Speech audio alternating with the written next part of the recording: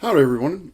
My name is Professor Parks, and I advocate for the advancement of astronomy. Thank you for being here. And basically, what we're going to be doing is we're going to be looking at the Artemis II launch. And in there, I'm also going to be pontificating about the possibility of alien life, the limitations or the hurdles that would prohibit said life, and whether or not life has actually come to this planet in any way. I'll probably also talk about some random things. I decided to go live now because, I thought this was starting at 6:45, but according to this countdown clock, it's in 8 minutes. So we'll see who's right. Here it is. T minus 10 minutes. Okay. Well, apparently I'm glad I didn't wait until 6:45 to go live. So, or I would have missed the entire thing. It's probably 6. You know what it is? Yeah, Dimension is going to be a wonderful thing. Probably I reversed some numbers, and it was scheduled for 6:25, not 6:45. Wonderful, wonderful, wonderful. Anyway, thank you, Judy Bassett, for the £10 for the aliens. When I go see them later tonight, I will definitely pass along the money and your condolences, or your condolences, your regards. Howdy Coco and Nimrod. We also have Roke in the house. And yeah, so I'm still evolving the setup here, and so I'm using my phone to do this, and hopefully it has enough battery charge, but we'll see how it goes. And now I also need to elevate it in some way. How are all of y'all out there in internet land? I'm doing all right. I didn't get as much done today as I anticipated. In fact, I may or may not be sitting here in my night before Christmas Jim Jams, but you'll have to use your imagination on that. So, yeah, I'm pretty excited about this. I don't know if I was able to, no, I was not able to see the Artemis 1 launch live. So this will be the first time that I've actually seen the Artemis program actually launch into space. So I'm pretty stoked about it.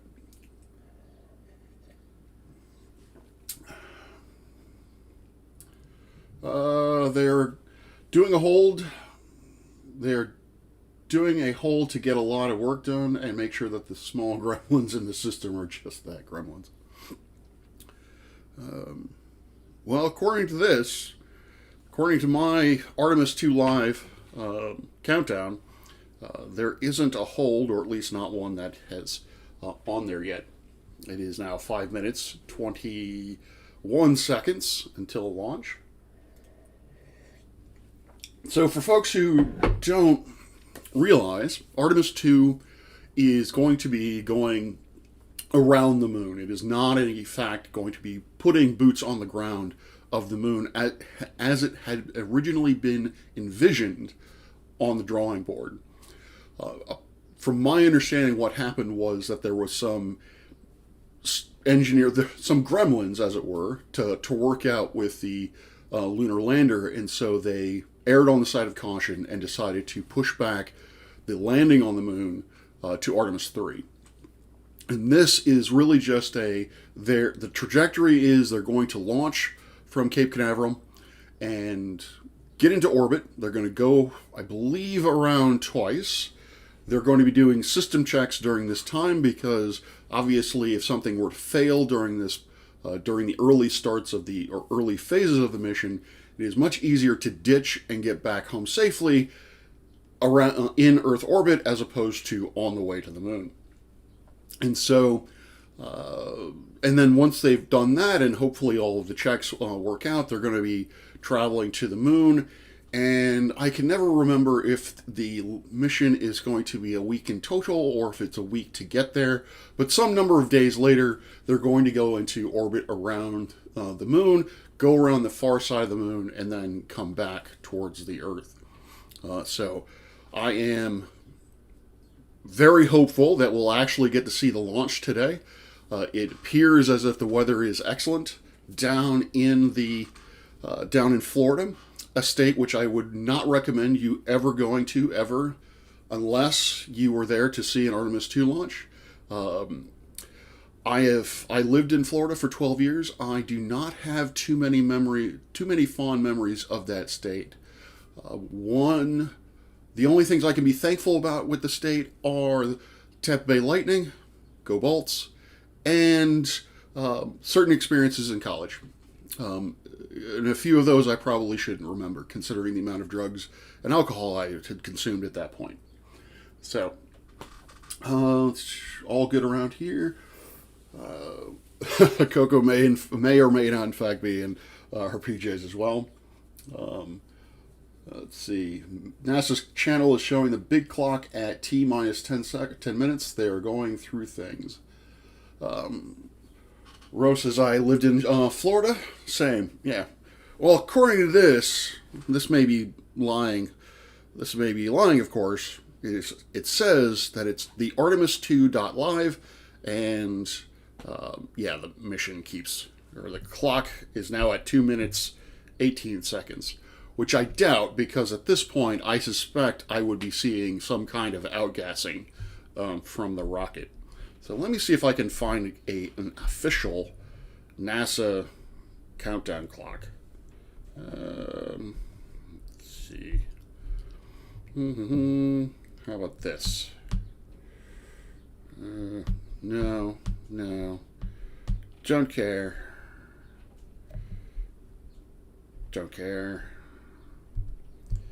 All right. I'm prepared. Let's see here. I just want a clock. That's all I want. Where is NASA? Why? This should not be hard to find. Look at... All right, I will look at that.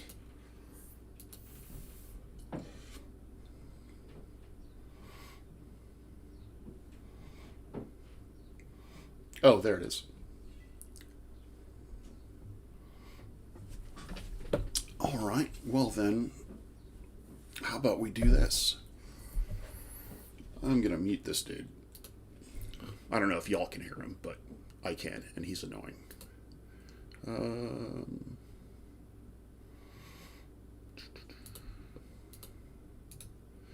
Edit.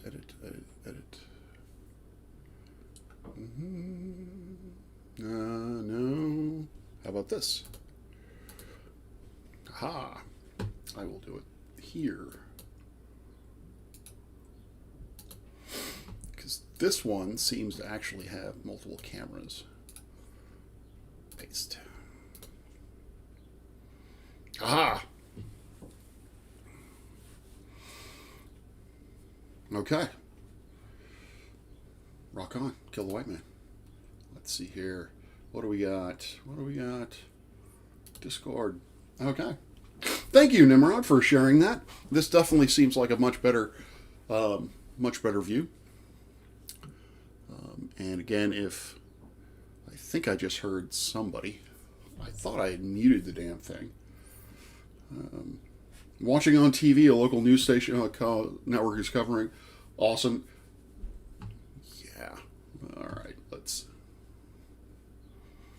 Okay.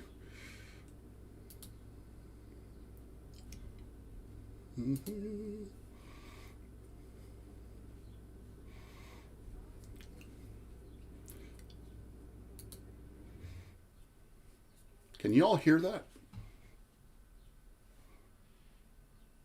I don't know if you can hear from the video itself.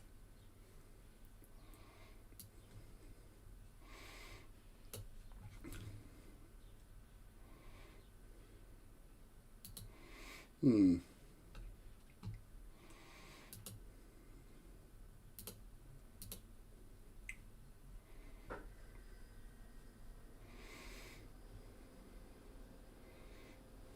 Okay. So apparently, this is weird.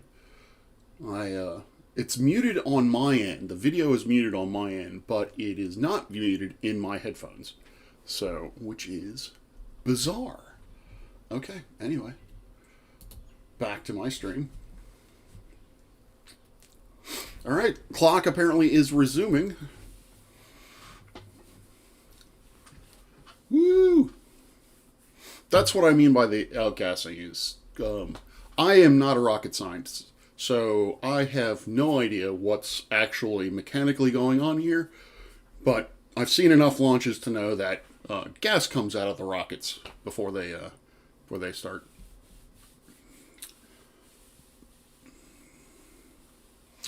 So I am the only one who is listening, which makes sense because on the screen is closed captioning.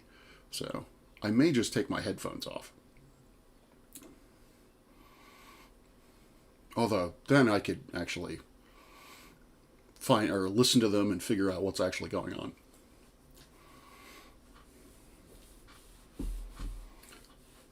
Clock is moving in the background. Yep, there it is. What is going on?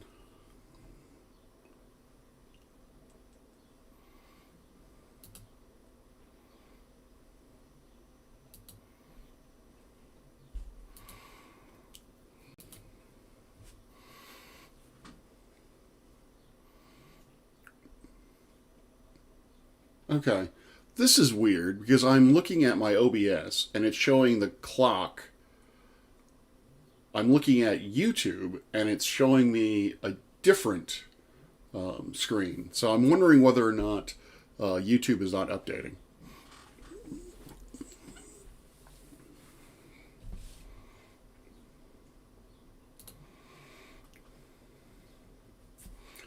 While I'm doing this, I also have worldwide debates up, the text chat, because I kind of am curious as to the live reactions of flat earthers as they see this.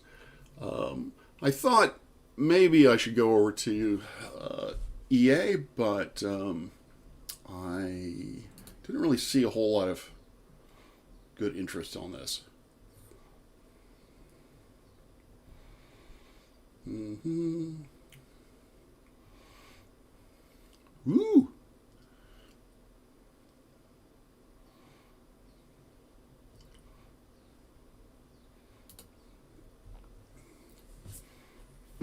So for those of you who are curious, this mission will represent the first time that a woman has gone around the moon. A African American has gone around the moon, and a Canadian has gone around the moon.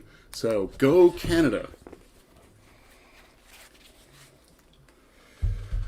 Yeah, so far SC has already stated that they are not going to show a continual view of the rocket as it launches, and we can see the Earth. So they've already set up their critiques at this point. So yes, right, a woman. Oh, totally fake.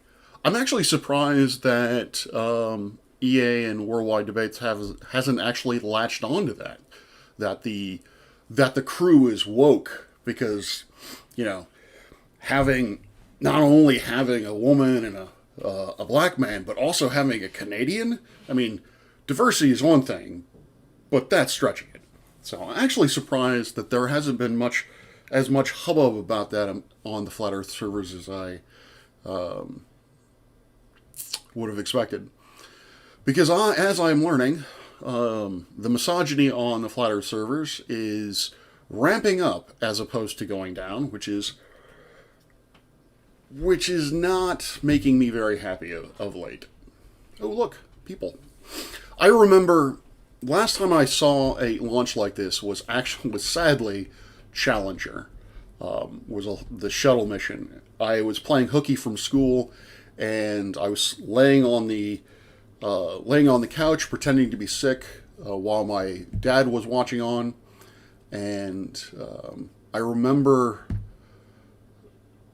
one of the image that will always stick with me is when the shuttle exploded.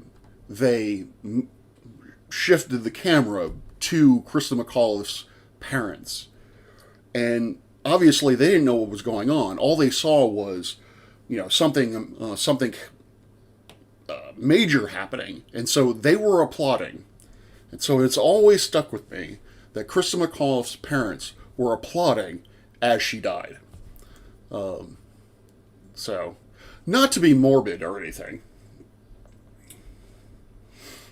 They love Canadians. Well, yeah, I guess they love Canadians because there's lots of them. But, not to be morbid, but it's something we should all keep in mind is that this is not a safe endeavor. That catastrophic things can happen. So when we're watching this, I hope that people can keep that in mind and maybe not thoughts and prayers, but hope that things go well, and just keep in mind just the heroism of these astronauts and what they are attempting to do, what they're attempting to bring back to the world. This aspirational, this amazing feat of human beings moving beyond beyond the distance of the moon, again for the first time in decades.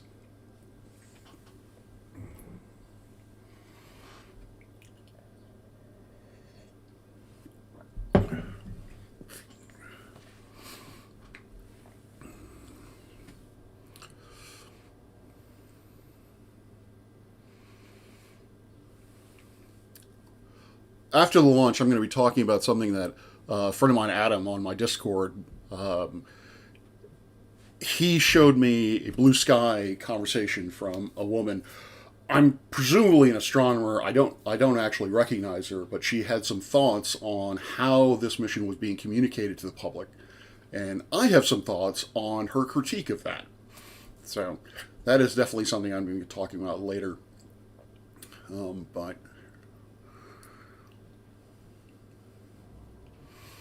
this is pretty damn amazing.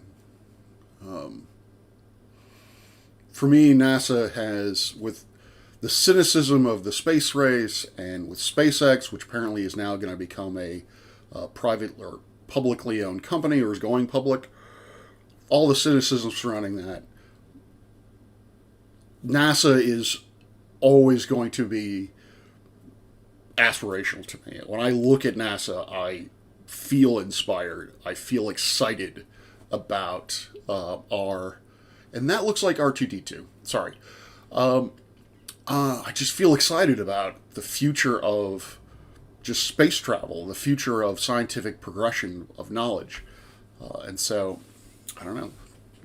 I cannot be a cynic when I see things like this. And is it just me, or does that not look like the bottom of R2D2?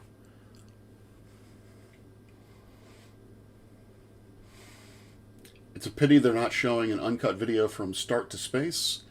Richie, I think they will be showing effectively that, at least from multiple different camera perspectives.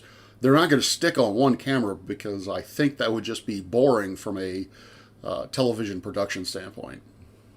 Once we get to T-1 1 minute, I'm going to shut up and allow y'all to enjoy this without my pontificating.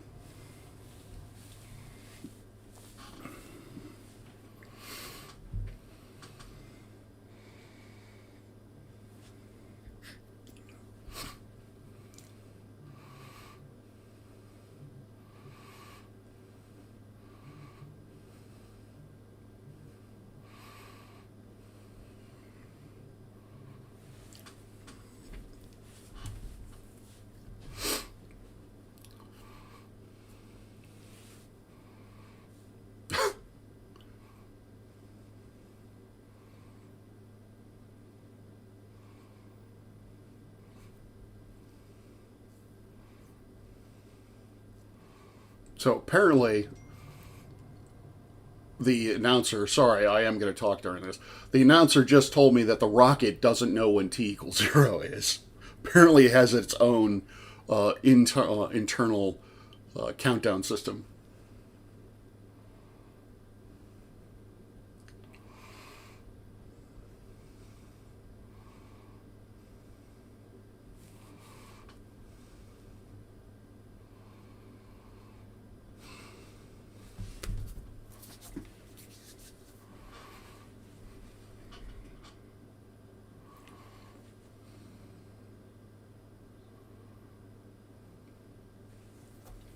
Woohoo!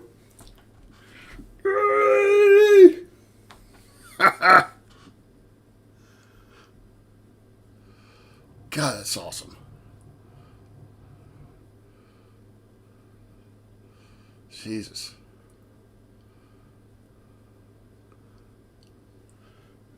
Woo!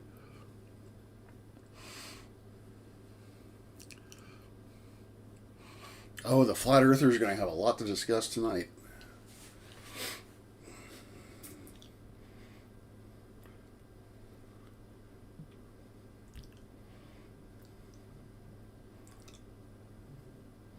That is a whole... That motor is huge. Or engine? I can never get that straight. That's just a lot of power. More than 1,200 miles per hour. If memory serves, the escape speed of the Earth is Mach 24.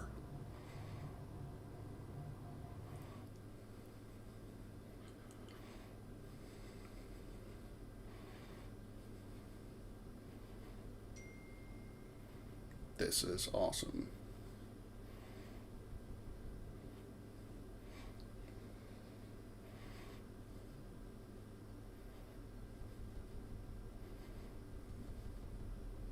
Can you imagine being on that rocket? What the astronauts are actually feeling at this moment?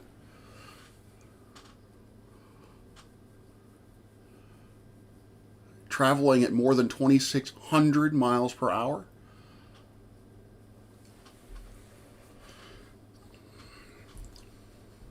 I don't know how I don't know if I would be terrified. I don't know if I would be just beyond or to the moon, as it were. Or, oh, okay. I don't care about people. I still don't care about people. Why couldn't we see that? That would have been awesome. Okay, so they're going to be bitching about that later. I don't know why that wasn't. Oh, hello. Hey, look. The Earth is curved. The Earth is a globe. Oh my God. You saw it here first, folks. You saw it here first. The Earth is a sphere.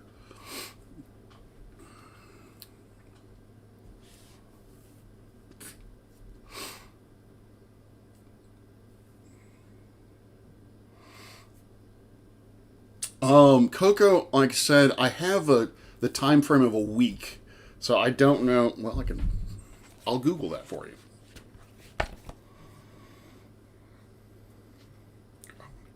Again, you see it here first, folks. The Earth is a sphere. It's amazing. Although I am a little bit concerned that parts are seeming to fall off the rocket.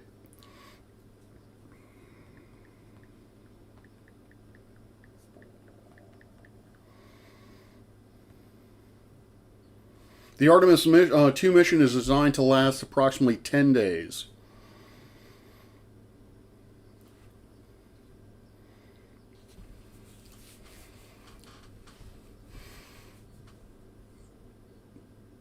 Awesome. MSL.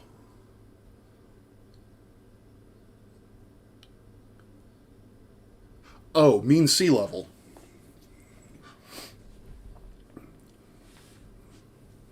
Don't care about clouds.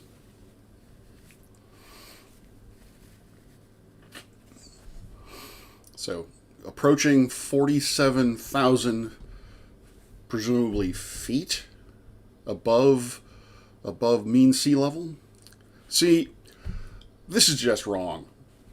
Obviously, these people forgot one of the two key lessons we drill into all physics lab students. Always have your values to the appropriate significant figures, and always include units. I'm going to have to write them a nasty gram. I mean, seriously. Could it hurt them to put down like FE or MI, or should be in non-imperial units? That's just an awesome view. I'm guessing, I have no idea what that is. Shockwaves? I'm gonna have to look into what that view is when you see the stuff coming off the back end of the rocket.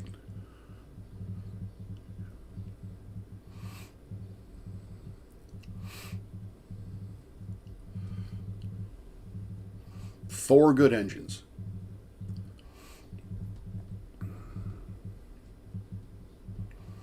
$330 miles downrange, so I guess that is feet. Approaching 10,000 miles per hour.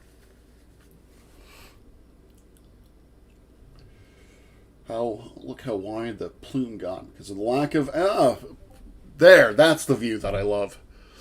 Yeah, I guess that's the plume coming off of it. It's weird that it's not, I don't know why it's not circular or radially distributed.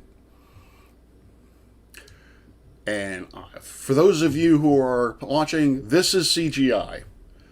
This is not an actual view of the Artemis rocket. I don't know how many people need to know that, but that is not a real view. That was CGI. This is real.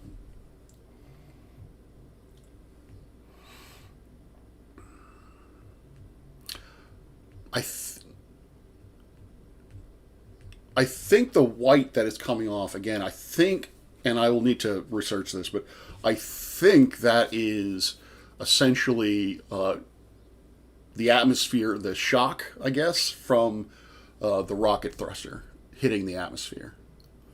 At this stage, they are, let's see, 35 miles, 330 miles.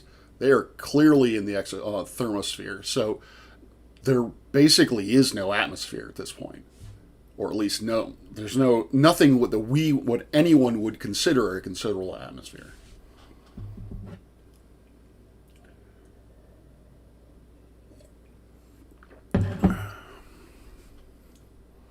Although it may not be, yeah.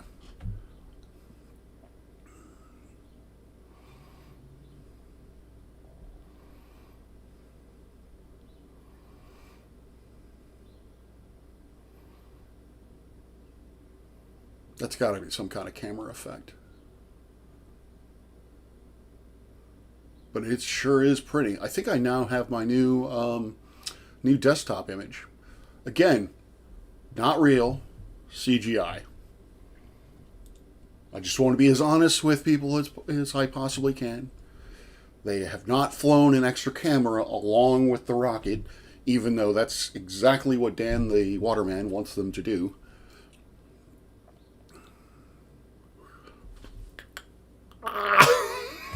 That is awesome. That is badass. Kubrick had nothing on that.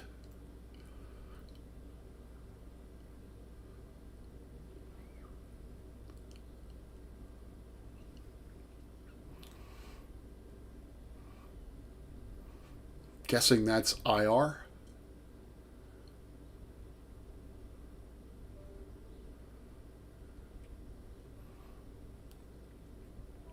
So the upper stage has successfully deployed. The module is still attached.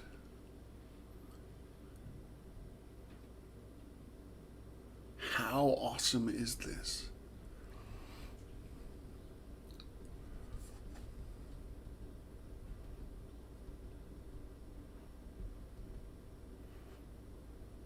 So my question would be, if I were an astronaut, my question would be, who's got the cards? Because it's probably going to be a kind of boring 3-4 days before they get to the moon, and so they got 4 people. They can play euchre or spades or hearts if they want to. Man, I miss playing euchre.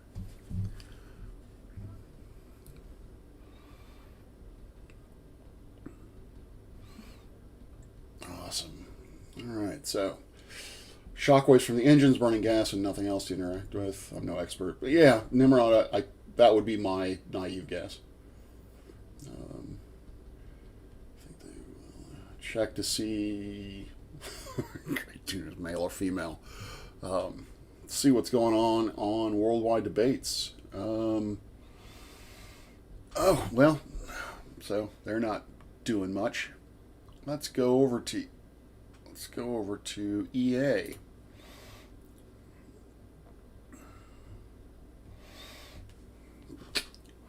All right. Let's see. Okay. Can't see anything on EA that's worth reporting. Although they really aren't. No, all right. They are actually talking. Tone is female, but the elephants are question. Okay, I was wondering what that. Sorry, my brother just DM'd me. You brought her, you euchre. So, okay, so Atun, whatever that is, apparently that's the giant tortoise. I don't know. It's probably some kind of Pratchett thing that I'm not aware of.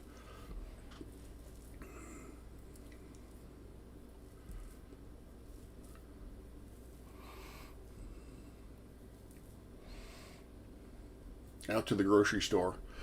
Roke, you're going to miss the solar array opening, which I think is probably going to be the most. Well, we're not going to be able to see it because we don't have a camera view, apparently.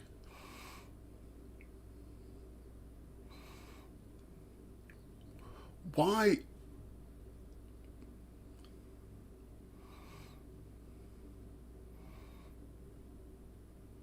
So, why isn't there a camera? I would imagine that there should be a camera that monitors the solar arrays so they could physically see it being deployed rather than relying on telemetry or internal sensors. Although I suppose, if you're not getting power from the solar array, then they probably didn't deploy properly.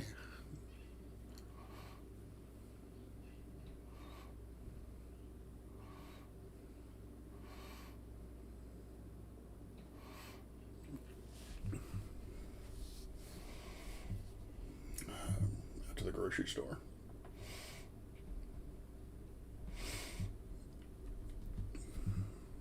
This is just awesome. So I'm going to keep this up until the solar arrays, solar array wings open, which I'm not entirely certain when that's actually going to happen. But again, for the folks at home, this is CGI.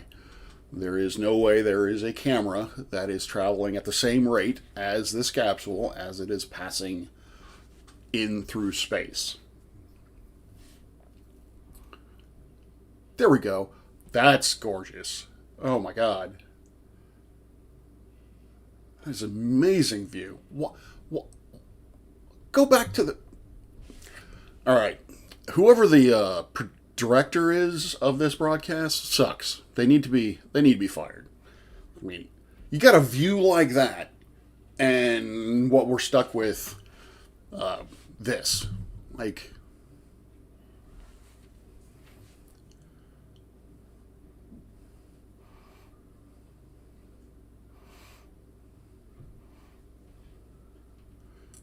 Okay, I think they're going to throw it back to the mission control. So I am going to stop this.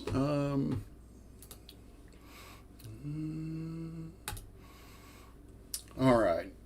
Pardon me for while I kill the feed.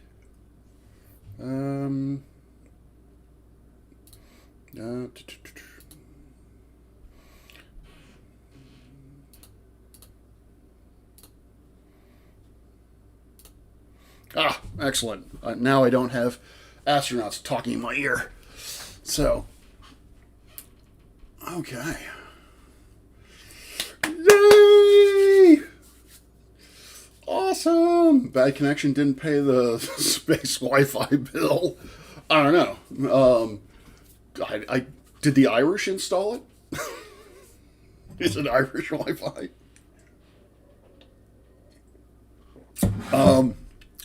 So yeah, I am pleased as punch, and I will be giving regular updates on the Artemis mission as it moves forward.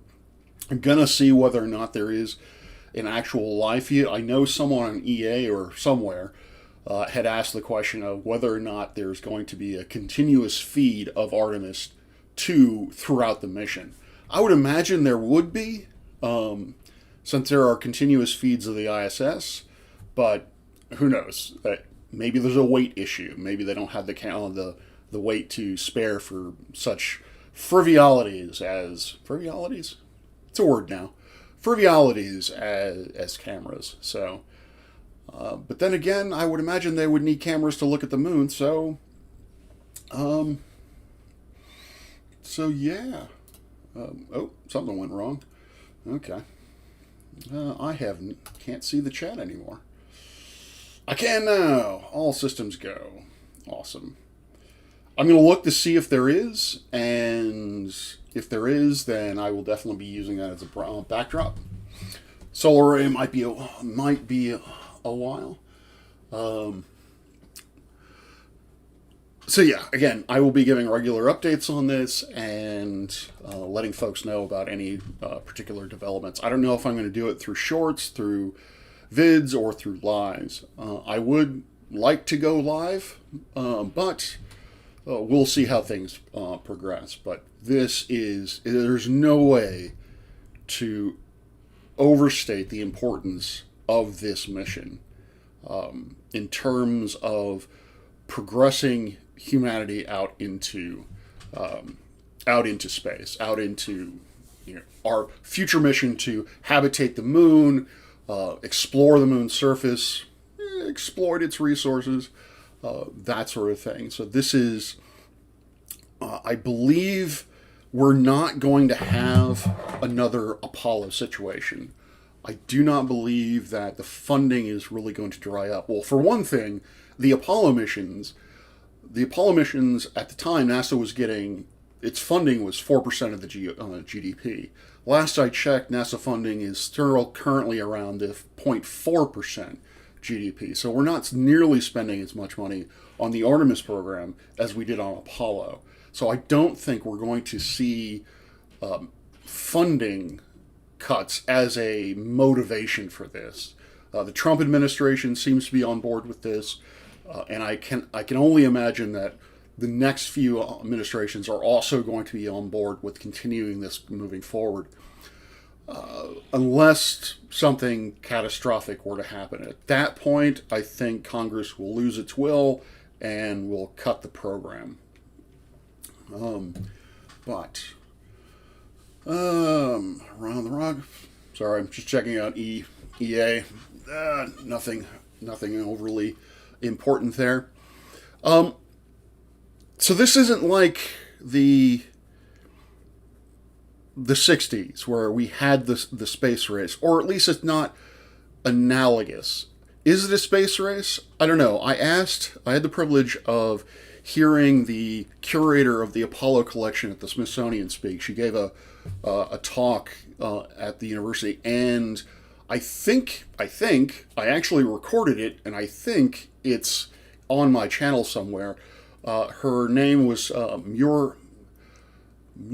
Harmony. It's her last name. I can't remember her first name. She wrote a fantastic book called Moonglow, which talked about all of the political motivations and repercussions of the Apollo mission. And she was very blunt about how the administration was using the Apollo program as propaganda. Effectively, what they were trying to do was they were trying to get people's attention away from the Vietnam War. They were trying to get people's attention away from the civil rights chaos that was currently happening in the United States.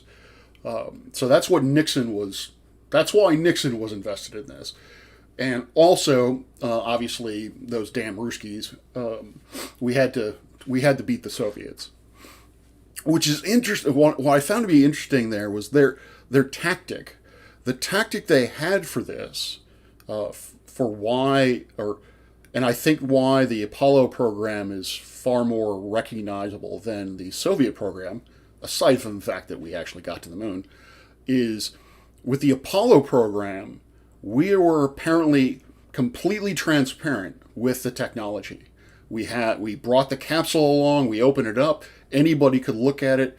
Obviously, there probably were some things that were kept secret due to national security issues or what have you, but they were extremely transparent as to the science and the engineering that went into this program, which is completely different than how the Soviets were operating. For the missions, for the Soviet missions up to that point, basically all they would do is show mock-ups. If they brought a spacecraft with them, they would show mock-ups of the spacecraft that, say, Gagarin went with, or flew. They were very secretive about it. And so the United States figured the best policy would be transparency, would effectively be a welcoming, send a signal of welcoming the world as a community to share in this experience and potentially contribute to this experience. It was also the U.S. aid, may it rest in peace, did a tremendous amount to help create television infrastructure around the globe so that anyone on the planet, or basically anyone on the planet, could see or experience the landing on the moon. And so you had people in Africa, you had people in South America, more impoverished countries, people in South Asia, or in Asia, not to cast aspersions, but what I'm trying to say is that in impoverished places, USA went out of its way to provide infrastructure so that the entire world could experience this together. And I think that, sadly,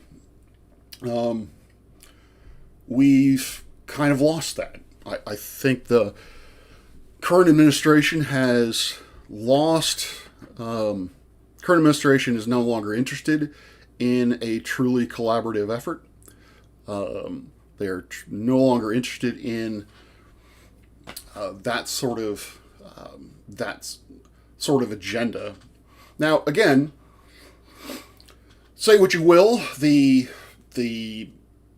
rationale behind the agenda was political. It was Nixon wanted to beat the dastardly Ruskies, but it still opened us up to the world. It opened the United States to the world in a way that had not previously been seen. The United States was now becoming perceived not as some kind of imperialist, racist nation, but actually as a nation that is embracing scientific revolutions or embracing scientific technology and being able to share that with the world. Now, was the United States imperialistic and racist at that point? Sure, yes.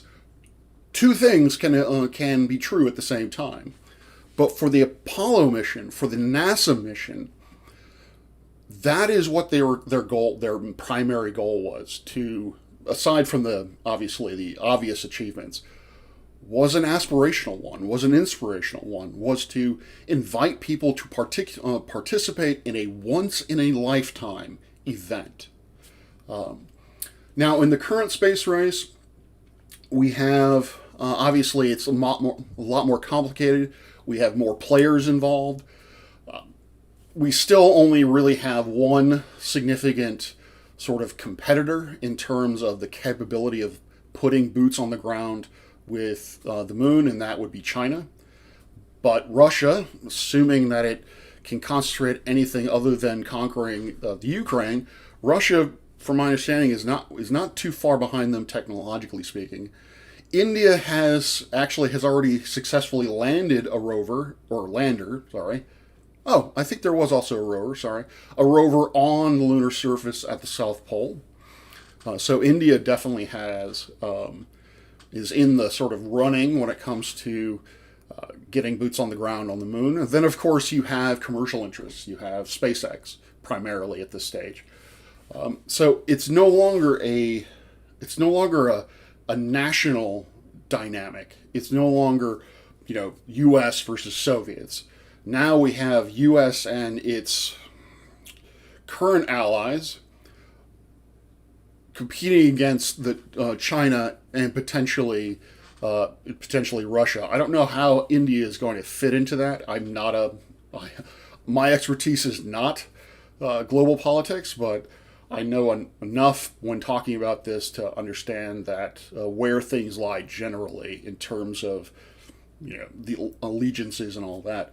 But it's no longer but the main point I'm trying to make is it's no longer nationalistic. It's no longer one nation against another.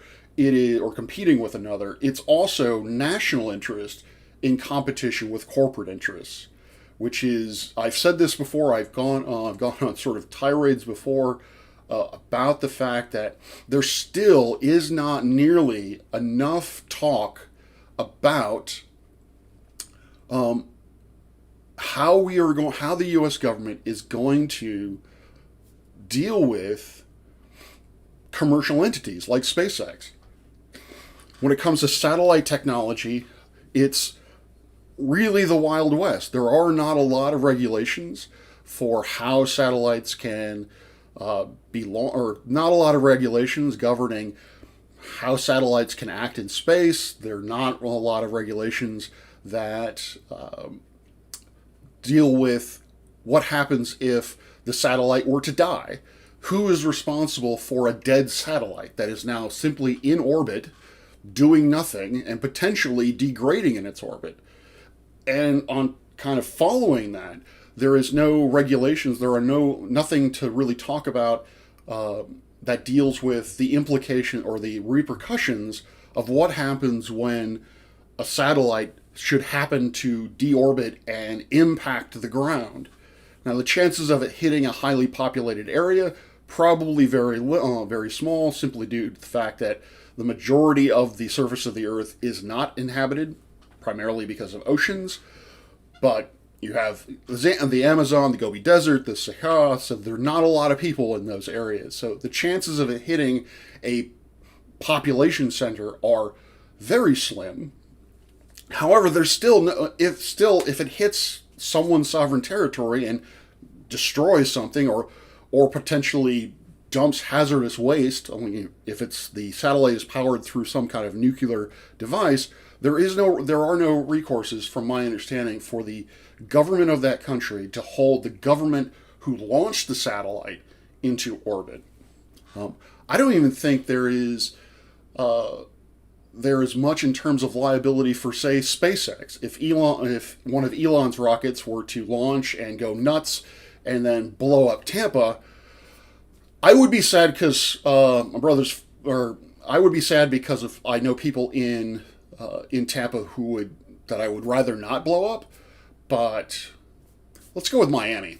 If Miami were to blow up, I wouldn't care, but I'm sure people in Miami and people in the state would care. And so there is no, as far as I'm aware, there is no resource or recourse for the state of Florida or the U.S. government to hold SpaceX accountable for any catastrophic failure, damage from a catastrophic failure.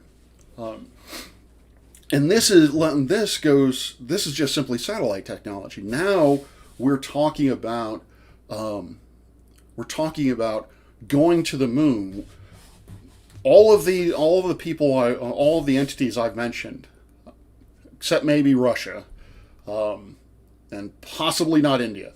Definitely the United States, definitely China, definitely SpaceX. They have definitely made their ambitions to put boots on the ground on the moon known. So, what are the laws? What are the regulations that are going to dictate territorial disputes? Because once we get to the moon, right now the latest treaty that I am aware of is from the early 70s, I think. And effectively as it stands now, the moon is treated as international waters, and no one can lay national claim to it. But you can ask indigenous people anywhere how much a treaty is actually worth in practice. So when we go there, nations are going to start carving it up. It doesn't matter if it's the United States. It doesn't matter if it's China. Because we are national, because we are tribal, we are nationalistic. We are going to carve out land on the moon. So what happens if, one, we do that in violation of treaty? What happens if we stake a claim and some other nation comes over and penetrates that boundary? What's going on there? So there is almost no conversation that I'm aware of that deals with any of this. We have a professor here at George Mason who is in space policy, and she is attempting to get that conversation or make that conversation louder, particularly on our campus and in DC, which I applaud. She actually, we now offer for the first time a graduate course on space policy in the College of Government, or SHAR. I can't remember exactly. It's SHAR. It has to do with government. I can't remember exactly what the letters stand for or anything of that nature. Oh, please tell me this is DMOC. Okay. I gotta go. I got it. Where can a flat earth, rich or poor guy go bet 1,000,000 to 1 against all globe claims, one at a time? I need paid. Nothing, Globers. No physics. No gravity. No proof. I'll bet no proof of globe. Anything my odds need to be good. 100,000 to 1 or better. The globe betting companies will shut down. Only bet sure things. No more sports. Put all bets on Earth globe or moon proof. No broke clock earthers is in class betting. All get 100,000 times your amount, tea or nothing. Simple. I'd rather bet than pay NASA for a dirty nickel of wood. Thank you, DMOC. You always raise my spirits. I am glad to see that. But going back to what I was talking about before, we don't have any conversation. We're not having any conversations about this. We're not having any kind of discourse as to what's going to happen when the reality of boots on the moon as a permanent thing is going to happen. Which leads me to something friend Adam posted to my server. And let me go bring it up so that I'm not misrepresenting something. Let's see. This was a thread on Blue Sky, which apparently I don't have an account for, because he had to post the whole thing. I went to the link that he provided, and they're like, "Please sign in," and I'm like, "I don't have an account, and I can't be bothered." So, no. Where is it? I really need to do something about all the stuff on my server. Physics and astronomy, maybe? No, I just looked there. Flat Earth. Ah, there it is. Nope, that's not it. I will eventually get there. Let me check all of my channels. Dun, dun, dun. But what I'm looking at is... Ah, there it is. Okay.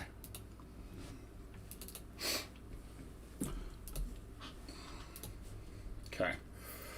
So I'll just read through this. This is by a... Her name's kind of cut off, but I'm going to assume it's Shonda Prescott Weinstein. Again, I don't know who this person is. Name doesn't really ring a bell in terms of astronomers that I'm aware of. Although I've been out of the research game for a while now, so who knows. And she looks fairly young. People can stay mad at me for saying this, but if I draw... Oh, that's not the first one. Starts off. She's responding to someone, thank you for the clarification. I too was under the impression they, Artemis II, were landing on the moon. She starts off by saying, see folks, this is a problem. This means going to the moon, quotes, is irresponsible, hashtag SciComm.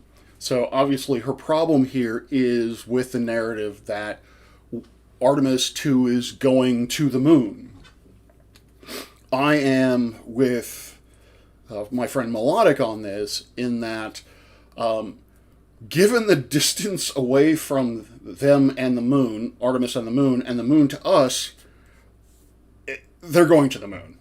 Are they landing on the moon? No. Are they orbiting the moon? Yes. Or they go? So to me, they are going to the moon. When we send satellites, when we send Juno out, when we send Cassini out, when we sent New Horizons out, we all said that these objects were going to the Jupiter, Saturn, and Pluto, but none of them landed, except maybe, if you count Cassini crash landing into Saturn as a landing, then I guess Cassini did. So I appreciate the amount of that guy in this post, but I don't think it's... Of all the complaints about science communication, I don't think this one is overly justified, or at least not one to promote this sort of thread. Next one is, people can stay mad at me for saying this, but if I drive in a circle around a place, I did not actually go to that place. I drove around it.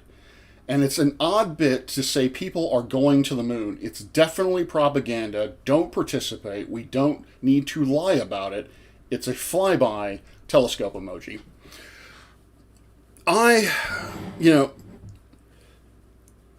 There are certain phrases, such as, with all due respect.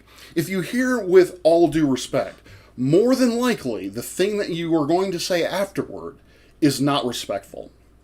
When I hear people say, people can stay mad at me, she fully well knows, people who say that fully well know what they are saying is, in one form or another, rage baiting.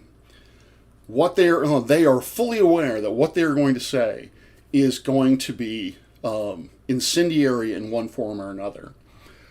The issue I have with that is, why is that on her mind?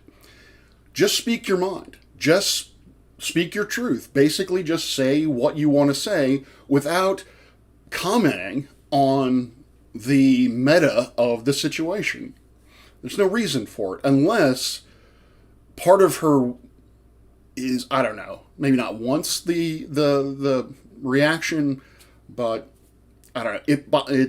There's something there that I can't articulate that bothers me with that. It's definitely propaganda. Is she a flat earther? Like, what propaganda? What do you think NASA's agenda is that they're trying to promote falsely with this? Is she attempting to say that Artemis 3 is not going to happen? That boots on the ground are not going to the moon?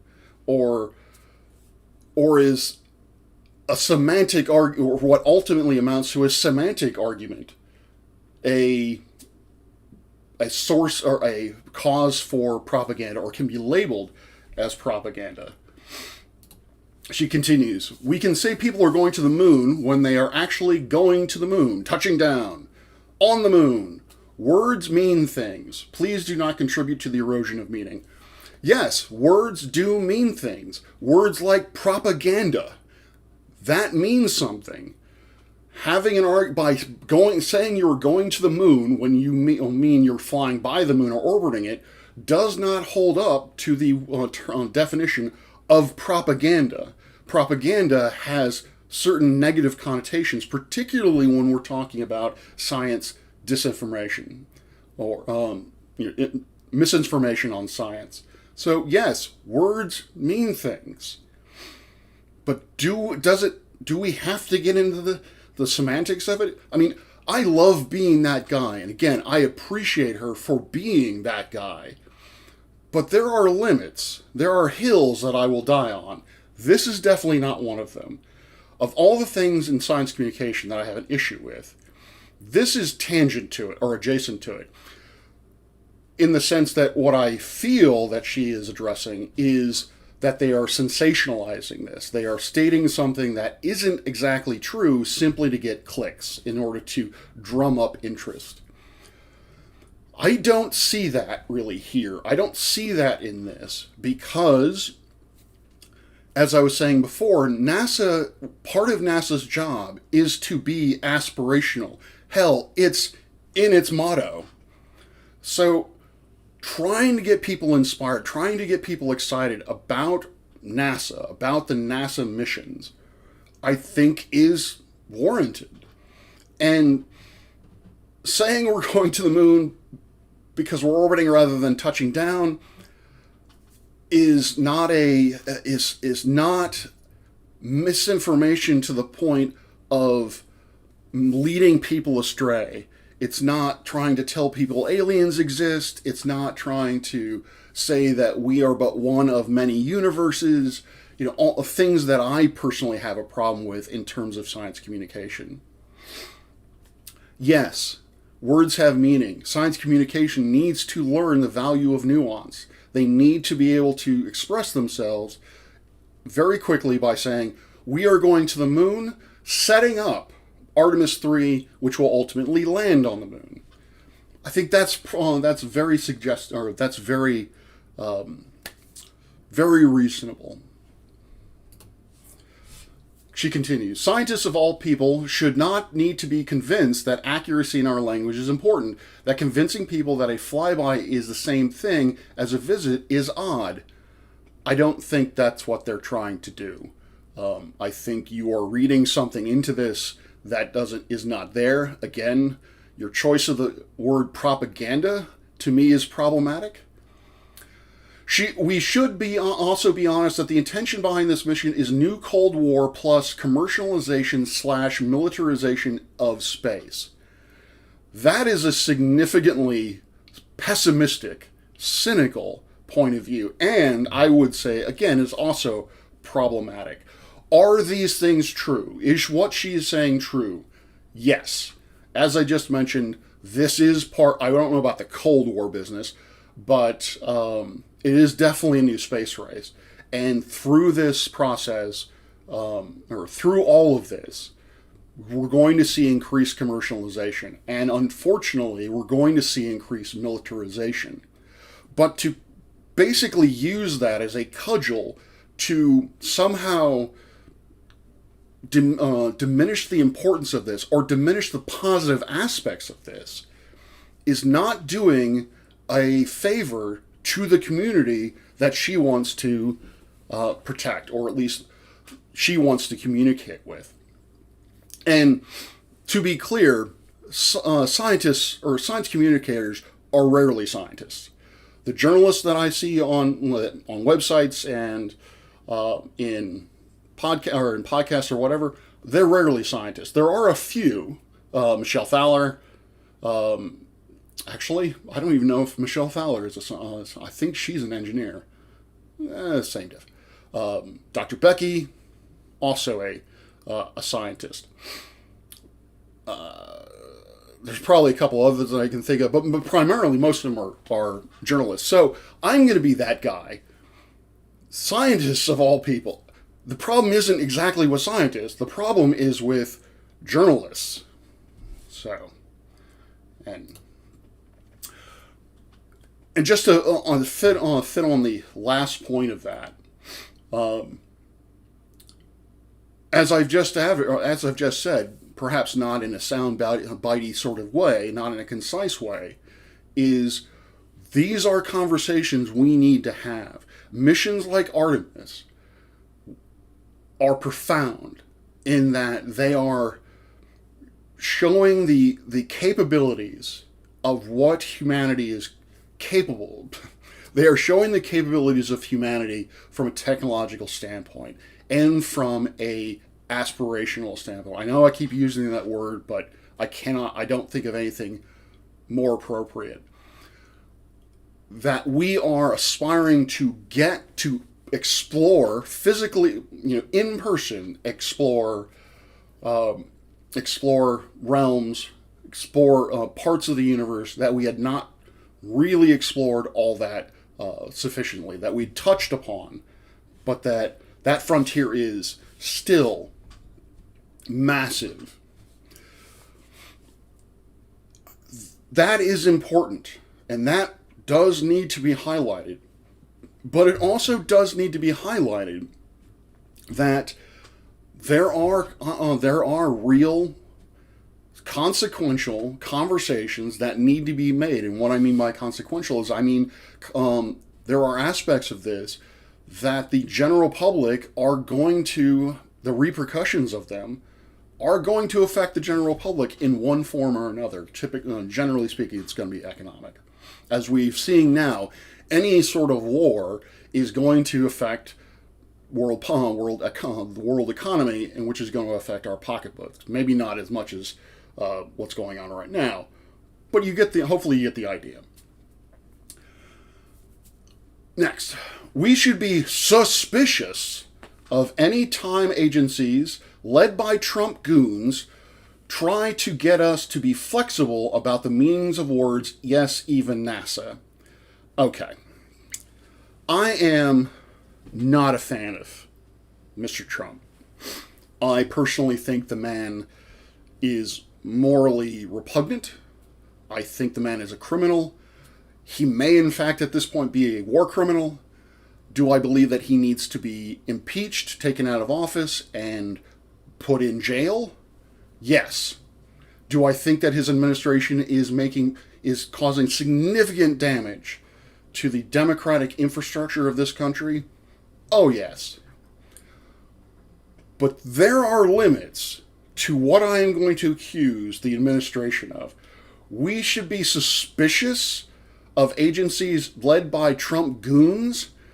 Of all of the agencies out there, NASA seems to be, thankfully, the one that is least Trumpy than any of the others. Because generally speaking, most of the ones that are the least Trumpy, he's gotten rid of. But Jason Isaacman, while he is not really holding to the things that he claimed during his confirmation hearing of safeguarding research, safeguarding the science aspect of NASA, he has kept to he has been a proponent of the Artemis missions, and he has worked to save them from cutting. Although, again, admittedly, the Trump administration is kind of on board with this for their own selfish reasons. But Trump goons, again, the language here, words have meaning. Who is behind the propaganda now? Are you telling me that this is a cool, dispassionate analysis of what is going on? It's delightful if this gets some kids excited about science. But the space program is not about cosmic dreams right now. They're in their expanse era and do not believe in the concept of space as a shared human heritage. It is a property race for the people in charge. Telescope emoji. Is she wrong? Not exactly. As I have just also admitted, this property, territory, all of these are considerations for the Artemis program. When you look at the Apollo program, and you look at it politically, it was a propaganda campaign to distract from the United States' involvement in the Vietnam War and our treatment of folks during the Civil Rights Movement. Does that diminish the accomplishments of the Apollo program in terms of its effect, inspirational effect on the Earth? I would say no, because I would guess that unless you've actually looked into this subject, you wouldn't know that that was the official Nixon point of view or reason for the Apollo program, why he was in favor of it. So, to me, this comment, it's the first part of it is a throwaway. It's delightful if this gets some kids excited about science. No. It is amazing if this gets kids excited about this. When I walk around on campus, I see more NASA shirts. Maybe I'm just more, maybe it's a selection effect. Maybe I'm just more prone or more sensitive that I recognize them and I see them. But I see a whole lot of people wearing NASA shirts all around our campus. You know how many SpaceX shirts I see? 0. People love NASA. I think the general population believes that NASA is a good agency that is working for the betterment of humanity. And I think that is inherently true. Yes, we are in the Trump administration, and yes, it is clear that Trump and the America First perspective is now becoming deeply rooted. Particularly in terms of the war, Trump has made it very clear that he doesn't exactly have allies. He has tools to be wielded at his expense. France is not an ally until he can use France to do something that he currently can't. That sort of thing. When Artemis comes back, when the Artemis mission goes forward, are we going to have that same openness about the Apollo that we had with the Apollo program? I doubt it. I would love it if we did. I would love it if we had some kind of tour for promoting or sharing this science with the rest of the world. Do I see it happening? No, I don't, sadly. But again, that shouldn't diminish what is happening now. That shouldn't diminish the positive gains for Artemis. And at this point, right now, in the context of the world as we see it now, we need inspiration more than at any time in my life. When I go through my feed, we call it doom scrolling, for fuck's sake. It's chaos. It's genocide. It's catastrophic plane crashes. It's just negative. It's almost as if the world is just falling apart in real time. These comments don't help. Words have meaning. When we talk about space exploration, we cannot be ignorant or be blinded to the realities. But in terms of science communication, it is more responsible to me, it is more of a duty to me, more of a duty to me that we highlight the positive aspects of what's going on. We give people hope that even in this divided time, we can still go to the moon. This is not Star Trek. It's For All Mankind. I don't know if any of you have seen For All Mankind. For All Mankind is an Apple series that is an alternate history where the Soviets actually landed on the moon first. It then, the series progresses around the United States attempting to get to the moon themselves, and it actually goes. It starts in the 60s, and I think the last season is somewhere in the 90s. I don't know. I stopped watching after the first season and a half. The characters weren't all that engaging. And yeah, it really dealt on the sort of realities of the national contest between the Soviets and the United States. But there has to be a better way than this.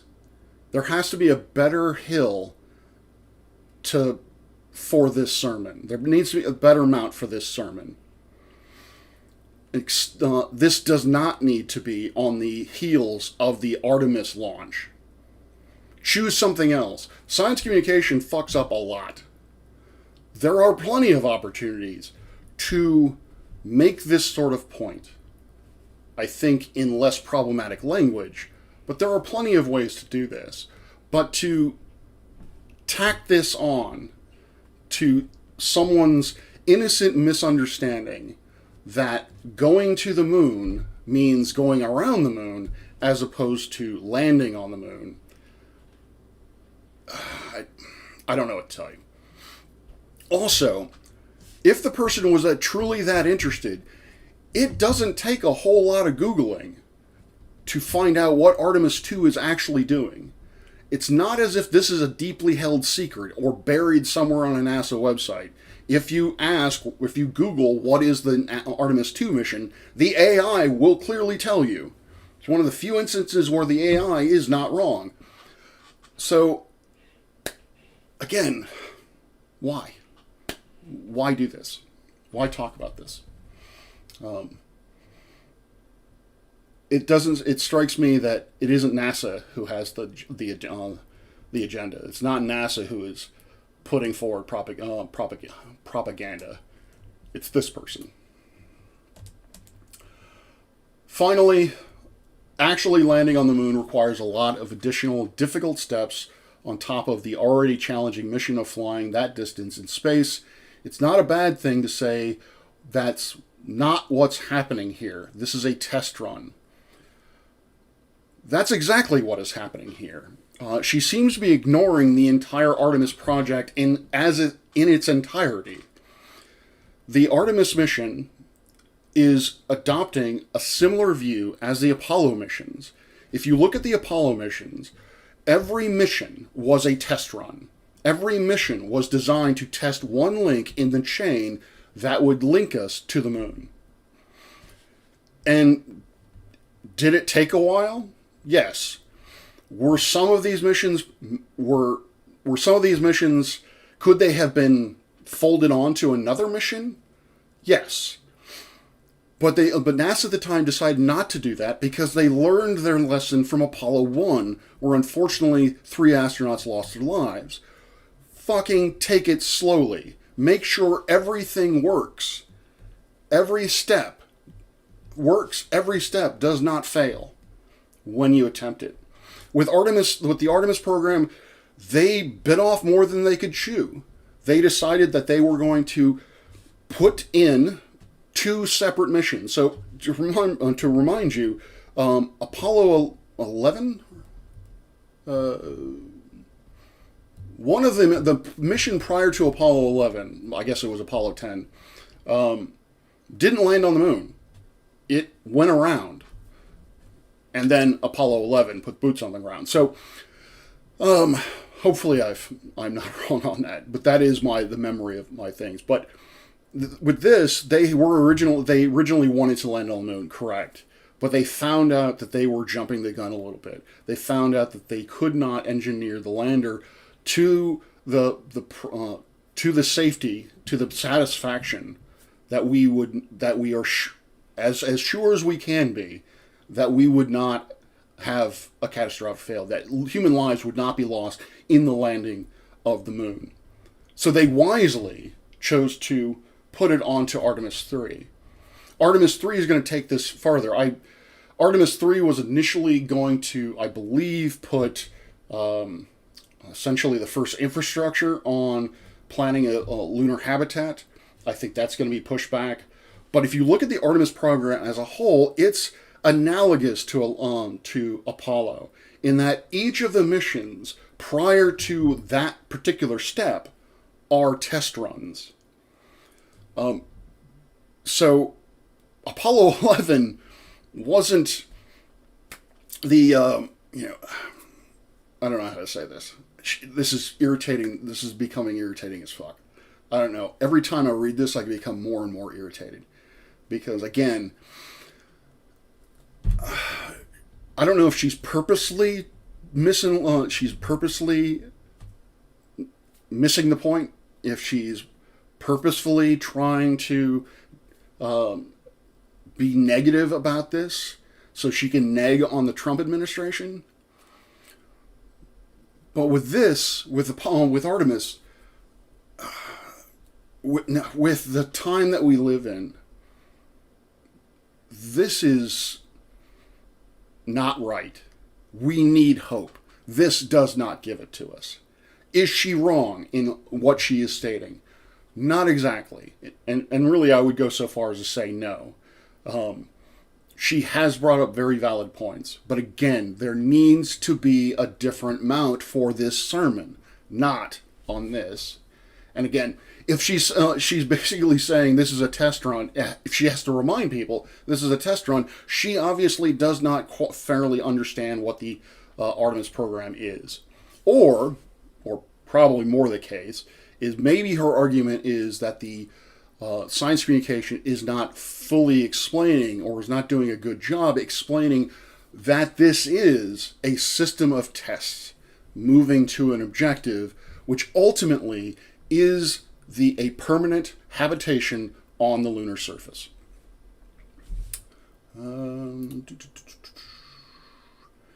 Okay, enough of that. I'm going to get off my mount and talk about something else.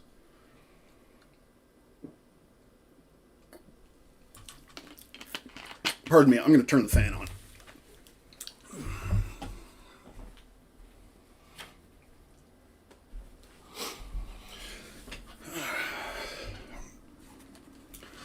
All right.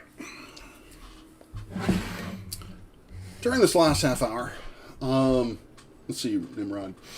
NASA has ended the stream. Trump will go to jail. No, of course Trump won't go to jail. And even if he were to be held criminally liable for any of this, I agree. The amount of time the man has left on this planet is not going to be long enough to go through the legal hoops necessary, legal procedure necessary to put a foreign president in jail, let alone be convicted of any possible war crimes that he may have committed. Didn't the Russians go to Venus because they thought it was going to be the next Earth and the moon was just something to be explored? The U.S. went to the moon because of similar reasons. I honestly don't know if the Russians thought that Venus would be a sister world or next Earth when they started. They certainly knew after their first mission failed. So it was only Venera 2 that actually landed on the surface of Mars. So prior to launching Venera 2, they definitely knew that Venus would not be the next Earth. So, and as far as I am aware, again, not an expert in it, but I have read enough of what I've read. There really hasn't been any mention of Venus in terms of the sort of vision that the United States has ever had with the moon. Anything in regards to NASA and Venus has always been purely scientific at that point. Didn't several Apollo missions before 11 do just in orbit? Apollo 1 happened because of the thought of the previous launch vehicles. Yeah, I mean, I'd have to go through the... I am admittedly ignorant of exactly what each of the missions did. One of them I know was a One of them was to test picking up a lander, basically being able to connect to another pod in space, because obviously that would be crucial for getting the astronauts, getting Armstrong and Buzz Aldrin back to the planet. So they had to practice in a real environment how Collins was going to hook up with the lunar lander and take it back. I don't know which Apollo mission that was, but again, that was the major point of that mission. They were not trying to bite off more than they can chew. She's being Egypt, a conspiracist. I don't know if I would go that far. She's being overly negative, which, again, in this day and age is harmful, particularly when it comes to these sorts of important human developments. But yeah, I definitely think she has an axe to grind. I definitely think it is she who is the one attempting to put forward some kind of propaganda. Because saying that we're going to the moon, but we're not actually putting boots on the ground, isn't propaganda, because we do intend to put boots on the ground. If we stopped at Artemis II, then she might be onto something. But since we intend to go to the moon and put boots on the ground, as I said, it does not rise to the level of propaganda. And again, that word has a definite negative, conspiratorial sort of meaning to it. Are the moon aliens going to hide when Artemis flies by? I've heard it from trusted sources that yes, they do intend to retreat to their lava tube cities, and I think I've said too much. So, yeah. I'm not an expert on that, so I just remember badly watching documentaries a long time ago.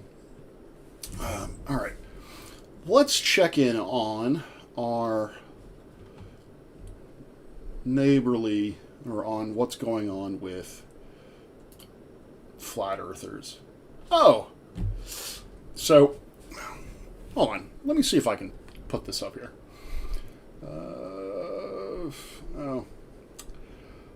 I have real names. Oh well, I think they're just gonna have to deal with it. Browser, screen capture,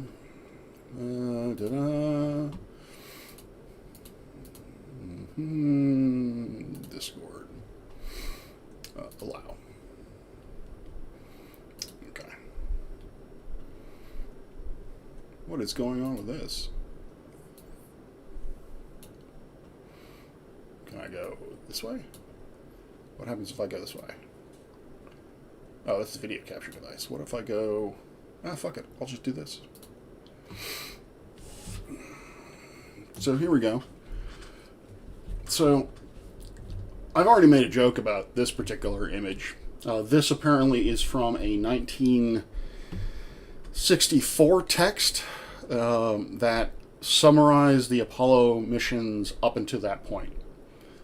It's notable that this diagram is inaccurate. Apparently there are the orbital trajectories are not right there, and apparently the book is filled with inaccuracies. So it's interesting that this thing keeps popping up. When I see it, when I see this image, I immediately say, this is rocket scientist, or this is rocket science, but this is going a bit too far with its depiction. But I don't know why they have a problem with this particular, even in general, even if the specifics are wrong, what the issue is with this. Essentially, it's showing two different instances in time where you have ingress onto the moon, you have the lander get onto the moon, and then it's showing the instance when the lunar module leaves the moon and then returns. So I don't understand what the issue is here in terms of terms of what they're saying. $1 million refund if you were flat Earth. Oh, God, I do not like that person at all. And yeah. Let's see. Why? Okay, so this is kind of cut off, but I win, you lose. You lost says, so why? But why do they cut off live stream of rocket once it gets to a level that would expose the shape of the Earth? Can we get a live stream of this cam? I'm thinking that I win, you lost. You're not looking close enough, because to me that definitively shows Earth curvature. Now you can play the game. Oh, it's barrel distortion or whatever the hell it is, but that shows curvature. So I don't know what you were. It does show the shape of the Earth, so it's giving you what you are asking for. Now, as to why we can't get a live stream of this, I don't know, and I think that's a legitimate question. I would love to see a live stream of this, and maybe they will ultimately show a live stream from this angle, but I'm not sure. D-Mock, which direction did they go from the dirt ensue? Don't know. Let's see. Show Antarctica live. All right, so they're not really saying much of any use or any interest. Well, there we go. Another image showing the curvature of the Earth. Again, I'm sure they're going to just yell barrel distortion or fakery or CGI. I'm actually surprised they haven't commented on the actual CGI that was in that live stream. Of course, they probably weren't watching the live stream, but... all right, let's go to EA, or Worldwide Debates.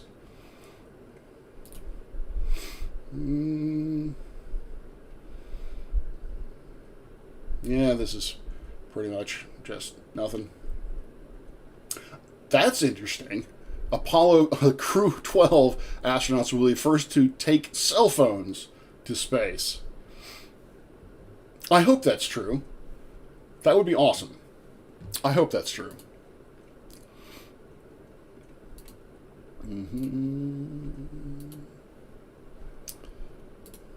All right. Enough of flat earthers. So, I promised aliens. Let's talk about aliens for the last half hour. So I teach this class, ASTR 115, exoplanets. I think it's Introduction to Exoplanets, whatever the title is. It has to do with exoplanets.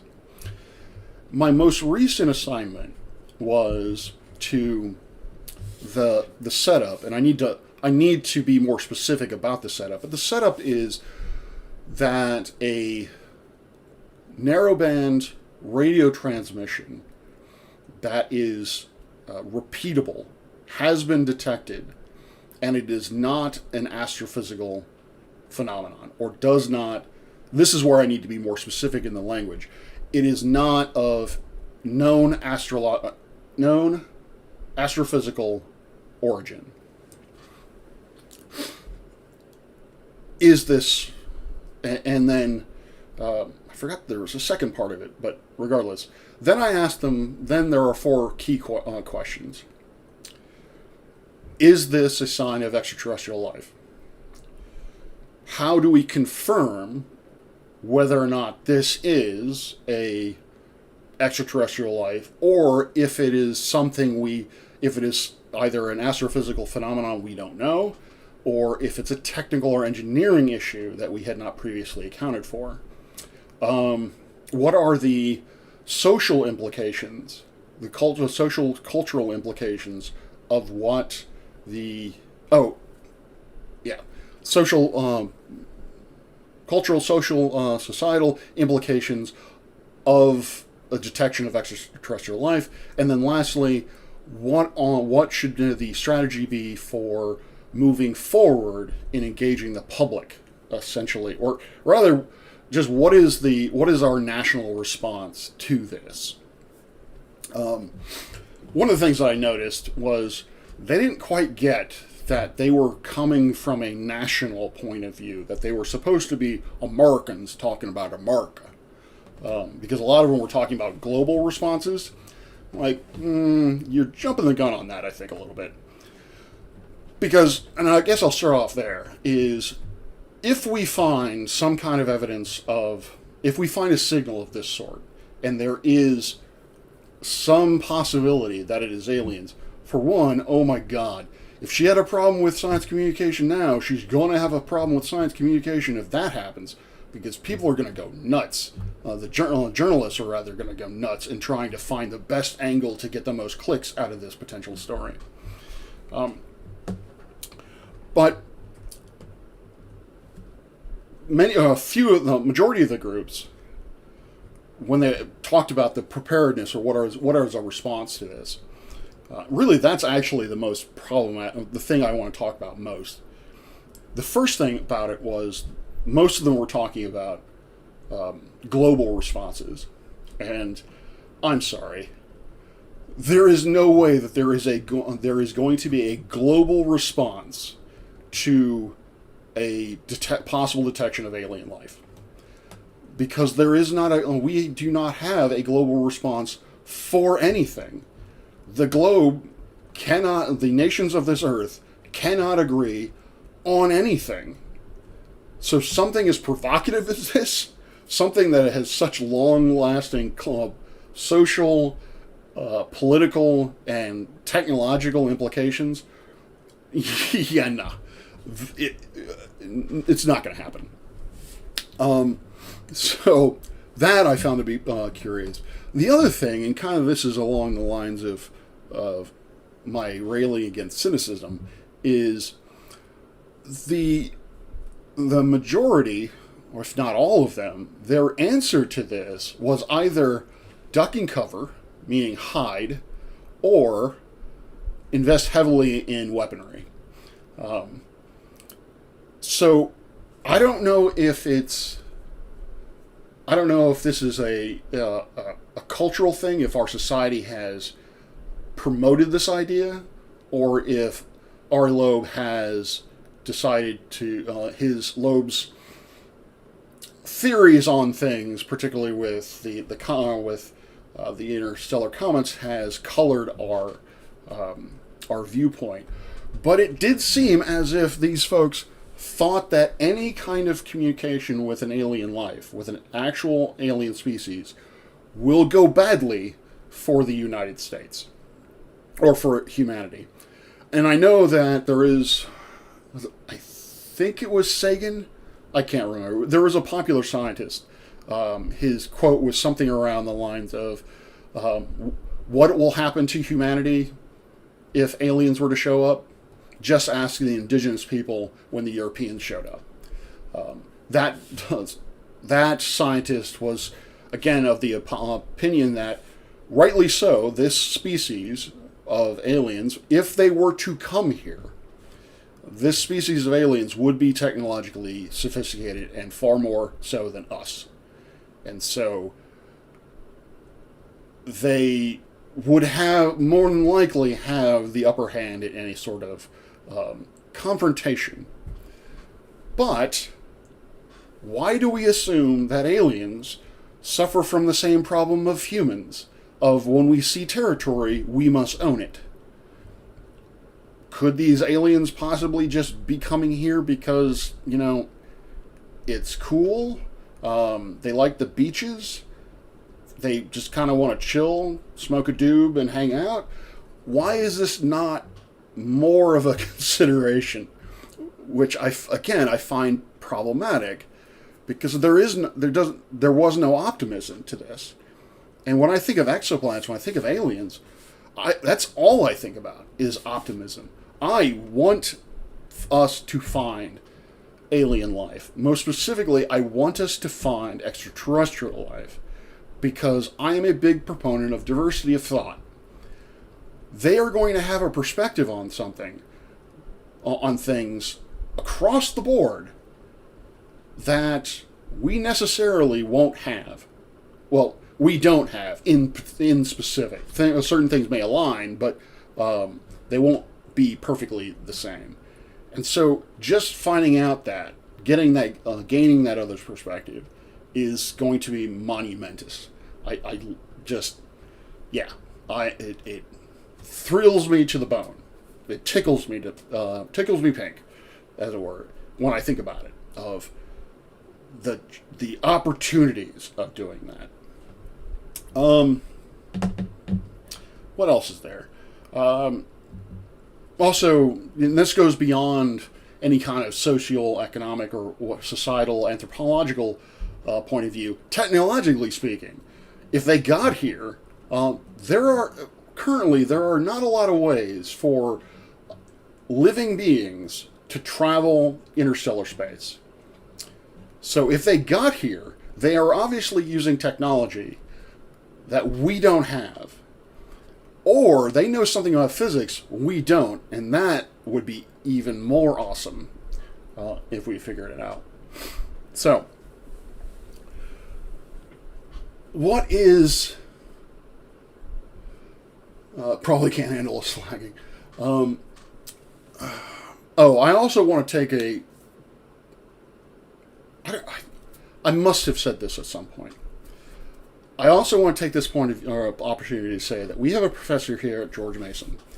He is the first director of the observatory. He has a published paper. I've forgotten the journal, so I don't know if it's peer-reviewed. But he has a published paper that describes effectively the Geller equation.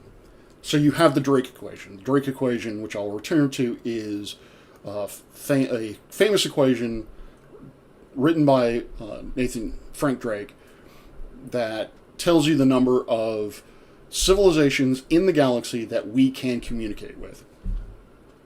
Geller's equation is how many civilizations or aliens in the galaxy we can have sex with. So, there's that. I want to say that I did a live stream on this. But yeah. So yeah. Yay! We now have an equation that if we can figure out what all the variables are, we now have a number of aliens we can bang. Yeah. Go George Mason. Go Patriots. So, Drake equation. So, is there life in the universe? Or is there life in the galaxy? I get asked this question a few times. My stock response is life? Yes. I think somewhere in the universe, somewhere in the galaxy, life at some fundamental level exists. In the present epoch. Intelligent life? Not so much. Because of what I'm about to talk about, the Fermi Paradox. I do not think there is intelligent species in this epoch. Do I discount or do I think that there were never any intelligent species in the galaxy at any point? No. I would think that there were at least one or two, maybe a handful, I don't know. But in my opinion, I take a pessimistic view when it comes to the development of intelligence. Because the world... I'm going to be hypocritical, and you'll see why in a second. Because the world, it took so long for us to develop a intelligent species on this planet, and we still don't fully understand why or how.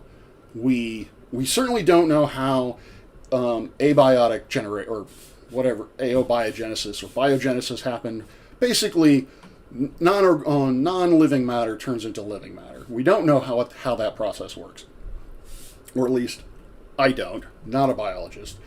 We don't know how we evolved into having such a high rate of cognition in regards to the rest of the species around us, and why we are the only ones who developed in this way. Although I think I have heard that Cro-Magnon man and Neanderthal both had comparable cognition, and the reason why we only have one species now is because Cro-Magnon man killed off Neanderthal man. But again, not a biologist, so I could just be making all that shit up.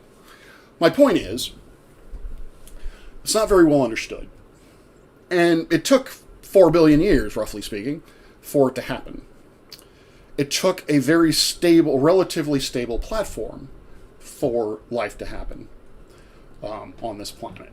So one of the things that I will mention that intelligent designers sadly kind of have a point about is we have the moon to thank for our biome, or at least probably thankful for our biome, because if we look at the axial tilt of Earth in comparison to Mars, then Venus is another story because its axial tilt is actually upside down.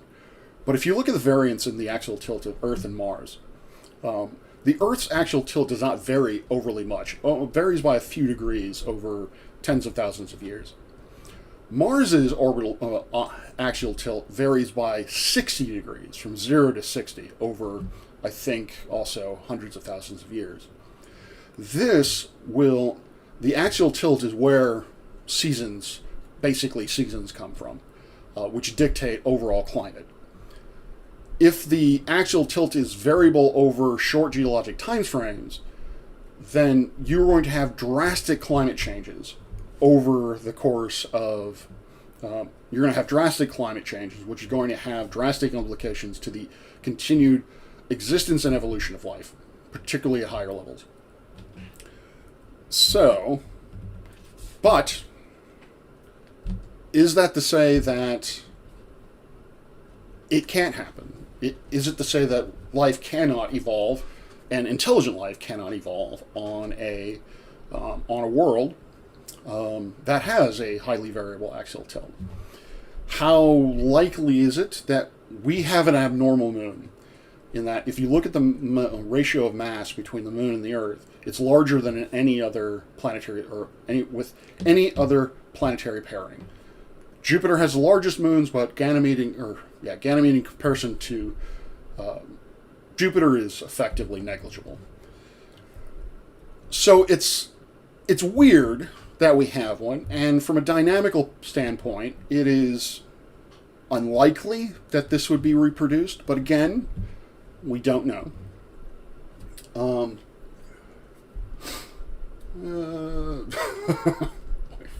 Neanderthals are way smarter than Flurfs. No comment.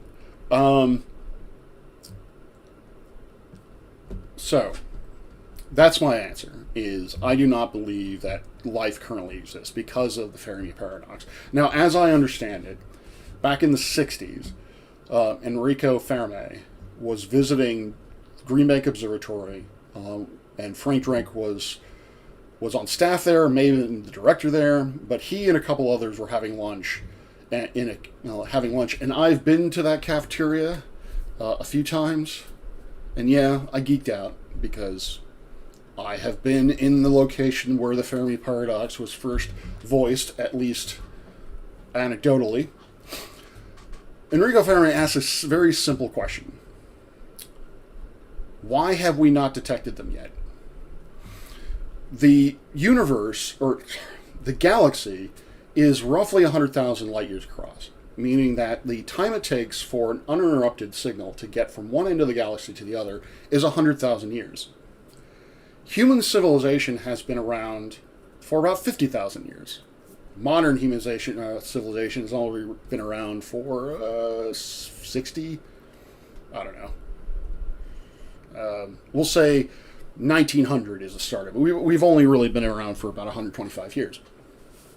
But still, if these civilizations are around, and still given the light travel times, why have we not found any sort of indication of extraterrestrial intelligence? Why have we not found any technosignatures? At the time, we did not have the technology to find biosignatures.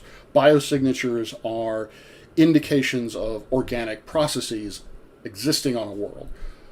This is primarily done through spectroscopy of atmospheres, which is not an easy thing to do. You're looking for a preponderance of oxygen, for example. That is typically only associated with biological means rather than geologic. Low amounts of carbon dioxide also would be the inverse would also be a biosignature for that. Because again, presumably plants are eating up all the carbon dioxide, breathing out a whole bunch of oxygen, and hence life. Technosignatures are things like radio signals, are things like the scenario that I just posited to my students, things like megastructures, Dyson spheres, the idea that a system or an intelligent species will evolve to the point that their energy needs require they cannibalize their own solar system so they can create a structure around their star that acts as a giant solar collector. Now, the most common is a Dyson sphere, where you basically just encapsulate the entire star with basically you cannibalize the entire solar system for resources and then turn that into a gigantic sphere that is in the habitable zone of your star for any length of time. I kind of have a problem with the logic behind a Dyson sphere, but we have ideas. We have, with our current understanding of how a Dyson sphere would operate, at least the first order, that has certain observational implications. So we have not found those. Now, Fermi didn't. I don't think Fermi had realized that at that point. But the point still stands, and it becomes an even more prominent question the further and further along we get, the more time that passes where we don't see evidence of technosignatures. Or, well, if we're talking about intelligence, it primarily be technosignatures. Charon's mass is 12%. That is Pluto. I thought that earlier this week, but I saw a schematic that showed Charon to be larger in proportion to Pluto smaller than Pluto. So apparently the diagram I was looking at was not to scale. But Clyde, I believe you're right. If you consider Pluto to be yes, I don't know why I told my students that on yesterday. Dementia is a wonderful thing. But yes, actually Pluto, if it's considered it is a binary system. The barycenter of the orbits of those two worlds is actually a few tens of meters, I think, above the surface of Pluto. So both objects are quite literally orbiting around an empty point in space. So by a certain definition, it is a binary system. So a binary dwarf planet, or if you're in my world, a binary planet.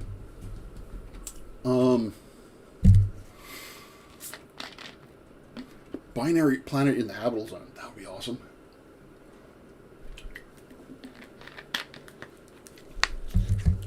So, somewhat in response to this, Frank Drake developed what is known as the Drake equation, which you can Google, and I'm sure I am going to lose one or two or three of the variables in it. I apologize. Again, dementia. So it gives you a number. So it doesn't give you a percentage. It gives you a number. A number of civilizations we can communicate with. The first variable is the fraction of stars with planets. So the percentage of see what I'm talking about? The first number is the number of stars generated every year. Next number, so that is a number. The next value is a percentage. It is the percentage of the number of stars where planets form. So the percentage of stars with planets going around them. The next is a percentage of those planets, how many of those hold life? Next variable, how many of those planets that have life have intelligent life? And then lastly is is the number, the time scale of how long, how long, how long a civilization lasts where you could communicate with it. Effectively, how long before the civilization gets destroyed by in one form or another, some form of mass extinction event, either naturally caused or self-inflicted. So if you think about the units, all of the percentages, those are unitless. The first number is a number divided by time. You multiply that by the lifetime, you get a number. So I bitched about units before, so I thought I would just include that there. At present, we are fairly confident in the first number. We believe that there are around 5 to 7 stars forming every year. So not a whole bunch. But considering the galaxy is 12 billion years old, there are a lot of stars. The next variable we think we actually have a pretty good handle on. And at this point, we believe that the evidence is telling us that planet formation is a natural process that accompanies stellar formation. So if a star forms, planets are more than likely going to form with it unless something weird happens. Now, high mass stars, that may not be, there may be a problem there in that the disks may not have enough mass. I haven't looked into this, but I would not be surprised if high mass stars do not have enough mass from which planets can form because of the high rates of stellar winds. 50% only 50% of stars, and actually a little bit less, around 48-49% of stars, only those are in single systems, meaning that it's a single star not orbiting around another one. So majority of stars, a slight majority of stars in the galaxy, are in binary systems. They have a companion, a stellar companion. Does this preclude the existence of planets? It does not, because we have found a planet which is similar to Tatooine. We refer to it, actually I think we found a few at this point. It is what we call a circumbinary planet. You have two stars that are orbiting around each other really, really closely, and then you have a disk of material that forms as they form, that surrounds the both stars, and from that material, planets form.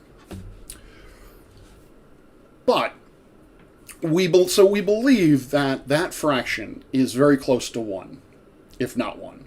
So, lots of planets to choose from. We have hundreds of billions of planets, more than likely, because each star is more than likely also going to have multiple planets. There doesn't seem to be a physical reason why multiple planets could not form in these worlds. You may have eaten too many Kit Kats. Is that possible? I don't think that's possible. Anyway, I'll move this along. So we know that number. Now we get into what we don't know. We don't know how many planets, what is the fraction of these planets that host life.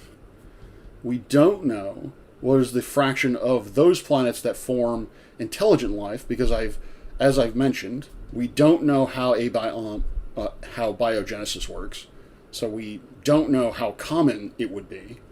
We don't know how intelligence really forms, or at least not that I'm aware of. So we don't know what that's about. So we don't have any sort of number or guesses on that exactly. Then lifespan. We don't know that, but I am if you watch me long enough, I am sure you have heard me say that I'm a fan of Dr. Adam Frank, who actually is the first person to get funding from a government agency, yes, I think it is NASA, to study technosignatures. He has been funded to provide effectively observational signs to look for intelligent life. So we have now gotten to the stage where talking about alien life is a legitimate scientific endeavor.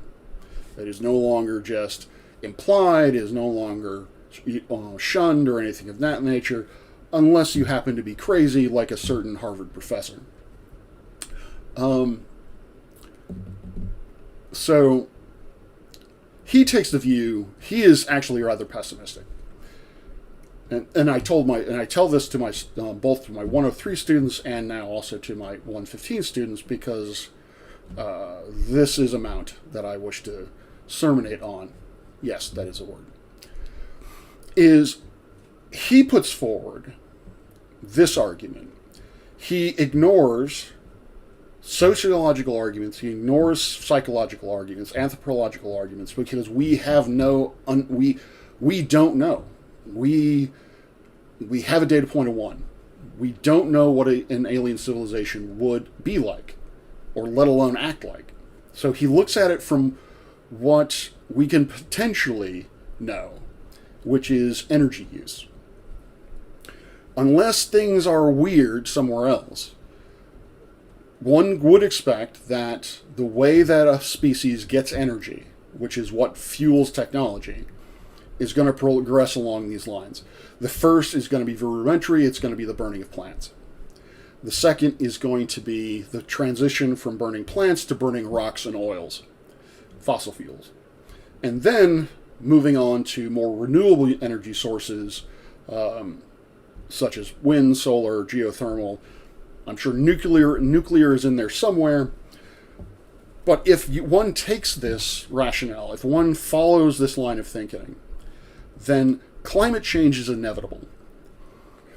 Every civilization is going to burn fossil fuels. Every civilization is going to produce an abnormally large, or rather an unnaturally large, amount of of greenhouse gases into its atmosphere. So they're all going to face it. So the lifespan, that final number, the lifespan of a civilization that can communicate with people, is based solely on that. It's based solely on whether or not the civilization notices the problem in time and is able to implement changes to their energy use before the environment crashes entirely. The example that he gives in his book, which I've forgotten, one of his books, Light in the Stars, I think it is Easter Island. So he relates that Easter Island had a fairly robust population, and then over the span of, I think, a couple decades, that entire population was decimated. And the reason for it was not war, it was not disease, it was not famine. Well, probably was famine, actually. It wasn't war, it wasn't disease, it was lack of resources. There were only a certain amount of plants on Easter Island from which to burn to get energy, and they didn't conserve. They effectively just used up too many resources too quickly for the population to sustain itself, and effectively died off because of it. And so Frank's argument is along those lines.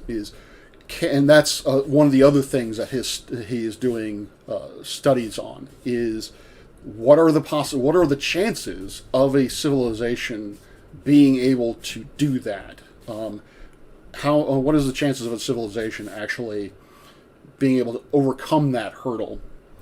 He's not overly pessimistic, or he's not overly optimistic about it, and neither am I, to be honest with you. So for me, that is really the key point into why I do not believe that there is intelligent life out there that we can communicate, certainly that we can communicate with, is because I believe that the chances of a civilization are able to overcome their climate crisis is small. But we run into a problem, and again, I'm being very hypocritical here when I realize that is a social, economic, anthropological. That depends on the personality of the species, how the species operates as a society, whether or not they can overcome that, or at least that's going to be a very large portion of it, because if the population denies For example, if the population denies that it's a problem long enough, then they're cooked, literally. If the population is so dependent upon fossil fuels and either does not have sufficient natural resources or does not wish to utilize them, they're cooked. So that's a direct equation. Going back to the Fermi Paradox.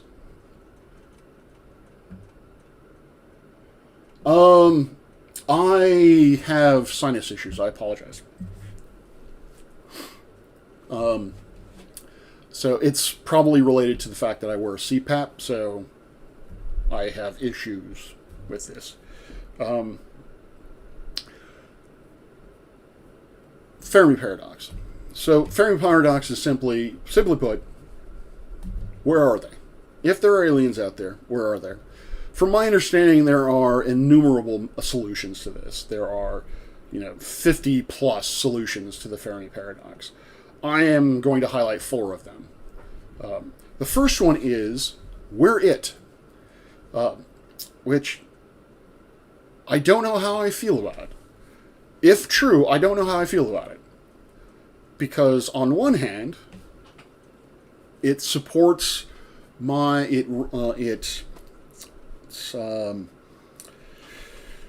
supports, that's not the word I want to use. It validates, I suppose. It validates my faith. We are God's children, yada yada. But, on the other hand, to quote from Contact, that's an awful waste of space. And that, to me, is also a huge responsibility. Because we are also it is taught to us that we are also supposed to be the shepherds of our environment. So that would presumably mean that we are also the shepherd of the galaxy. Which is, not something I am comfortable with. I am not confident that that humanity would do well as an overall shepherd to all life in the universe. So the first one is, we're it. We're the only intelligent species that has ever been formed in the galaxy. Okay. Second, is that... Wait a minute, what is the second? Oh, shoot. What is the second one? Crap. I've forgotten the second one. Oh, no. The second one is, there are civilizations out there, but for whatever reason, they are not explorers.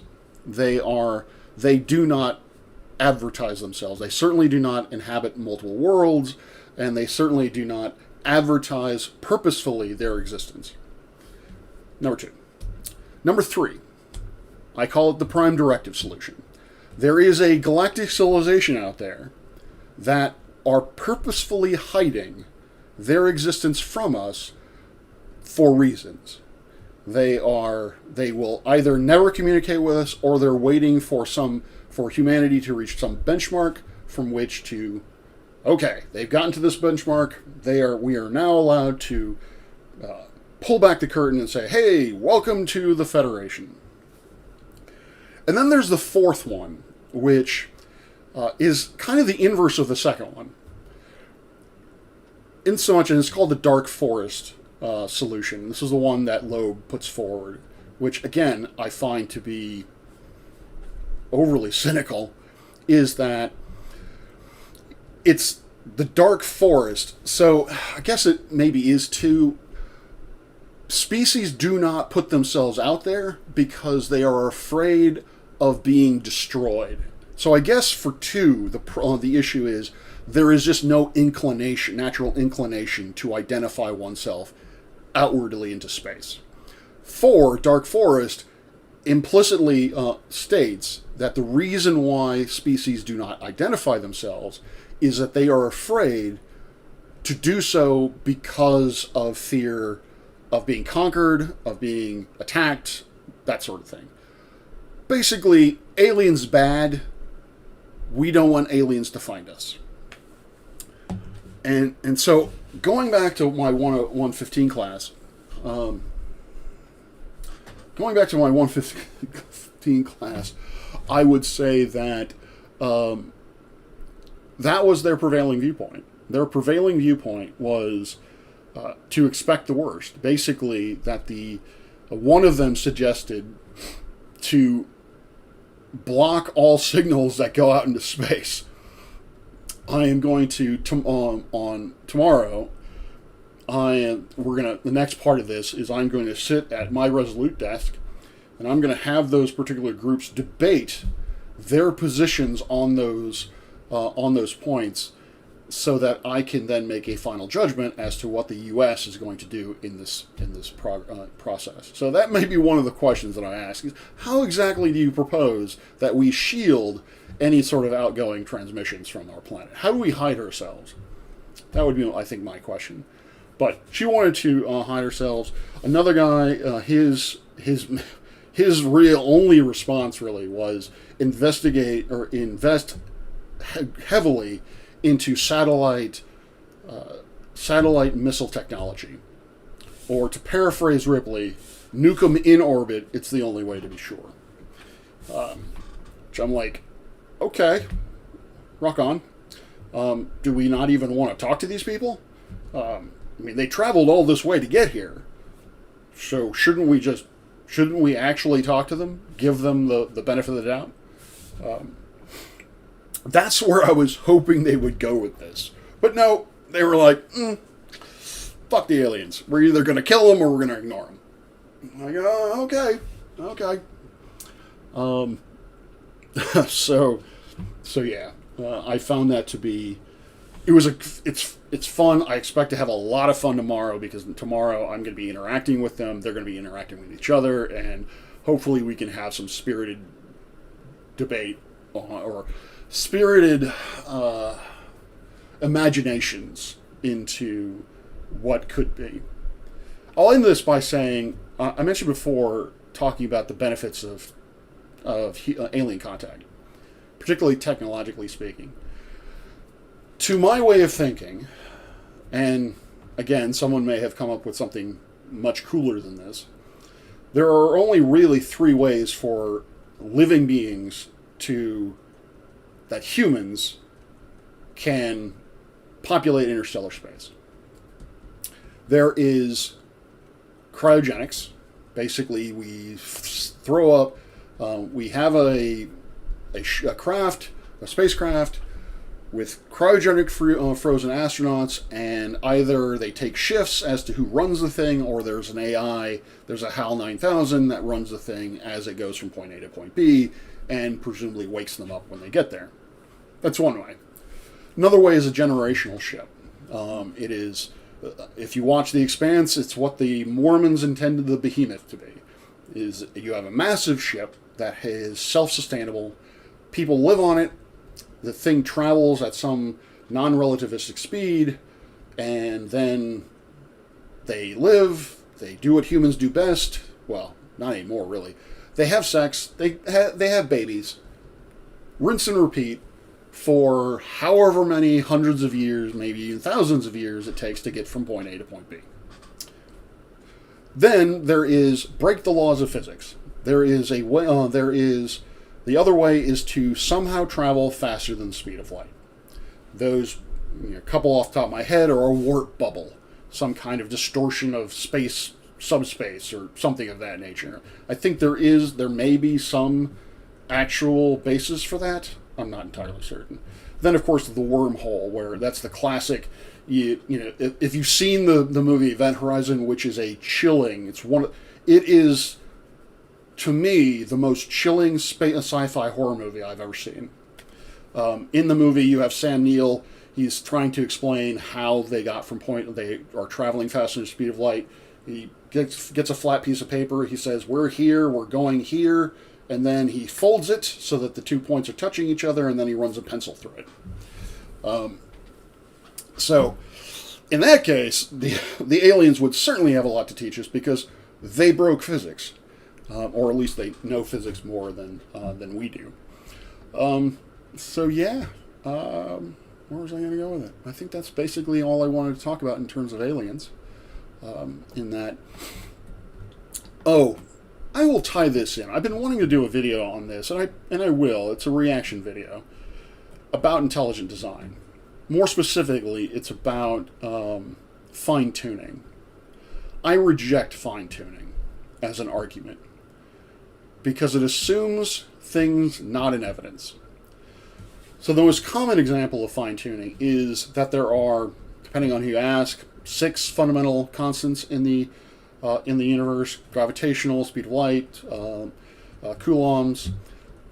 That if you change these constants in any real way, in any minor way, that we would not be living in the universe that we live today. The universe would be significantly different. So, for example, if gravity were less, then planets the Earth may not even be here because the material may not be able to coalesce because the strength of gravity just doesn't have enough oomph before some other process mixes things up and disperses the planetary material, or it just takes a really, really long time to do it. So the argument there is, and so that's the one that's most common. But in this video, he goes further. He points out the things like fact that we have a large moon, the fact that we're around a single planet or a single star rather than a binary system or something like that. Essentially, he is pointing out that there needs to be so many different factors aligned that there is no way that this could have randomly come into existence.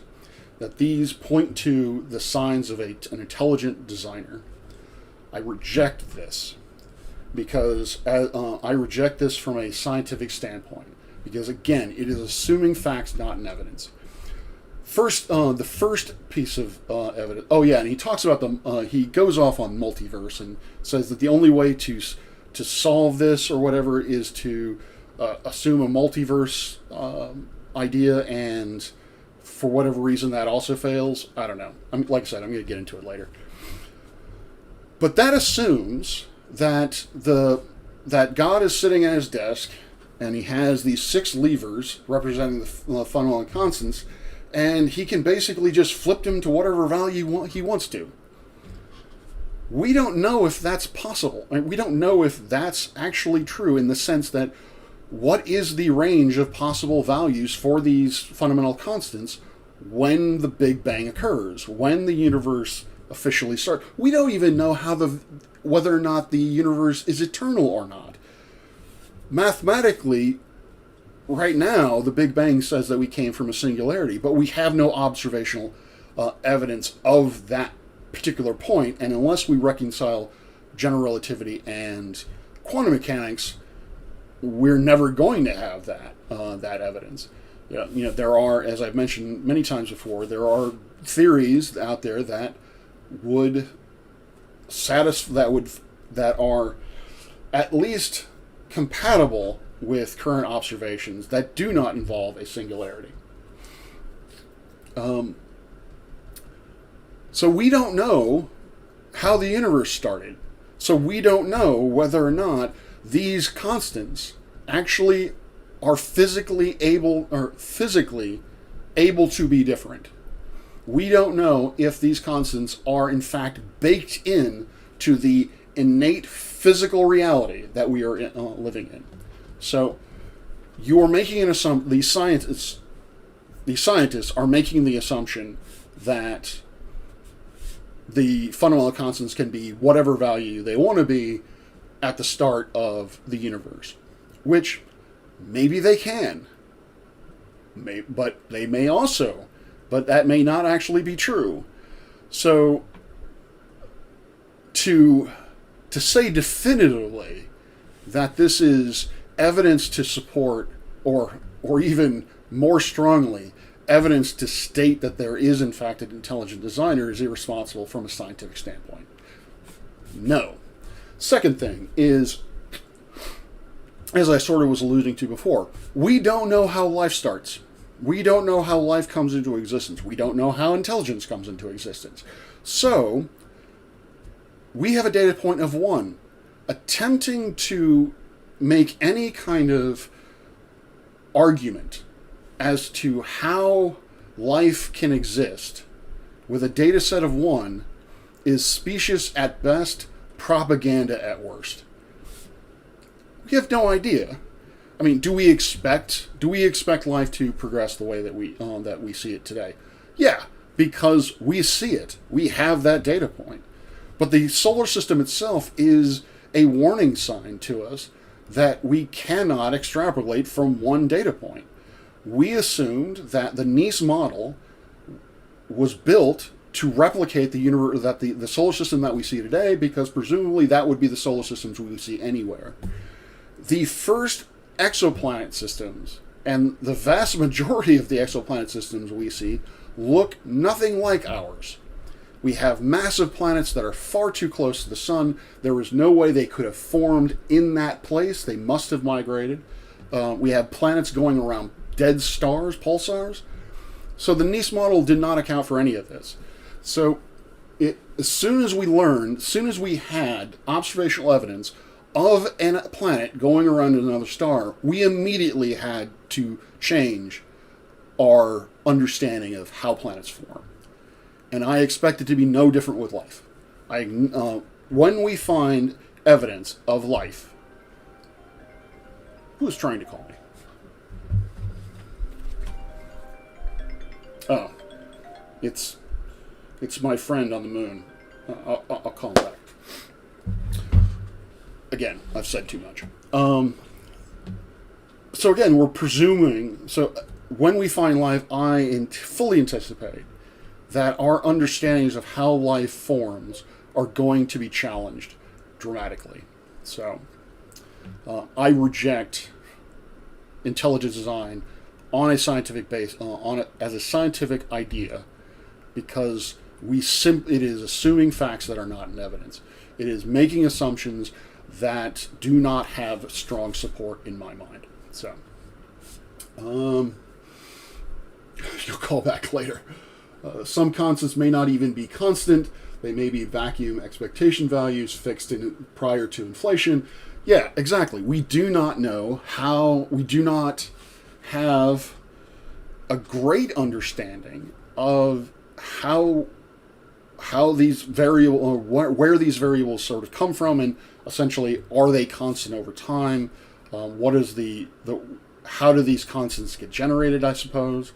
So, again, making this sort of flippant assumption that they can be anything is a step too far, in my opinion. And again, it is not scientifically valid or responsible. So, all right. With that being said, I'm Professor Parks, and I advocate for the advancement of astronomy. It has been awesome being able to watch the Artemis launch with y'all.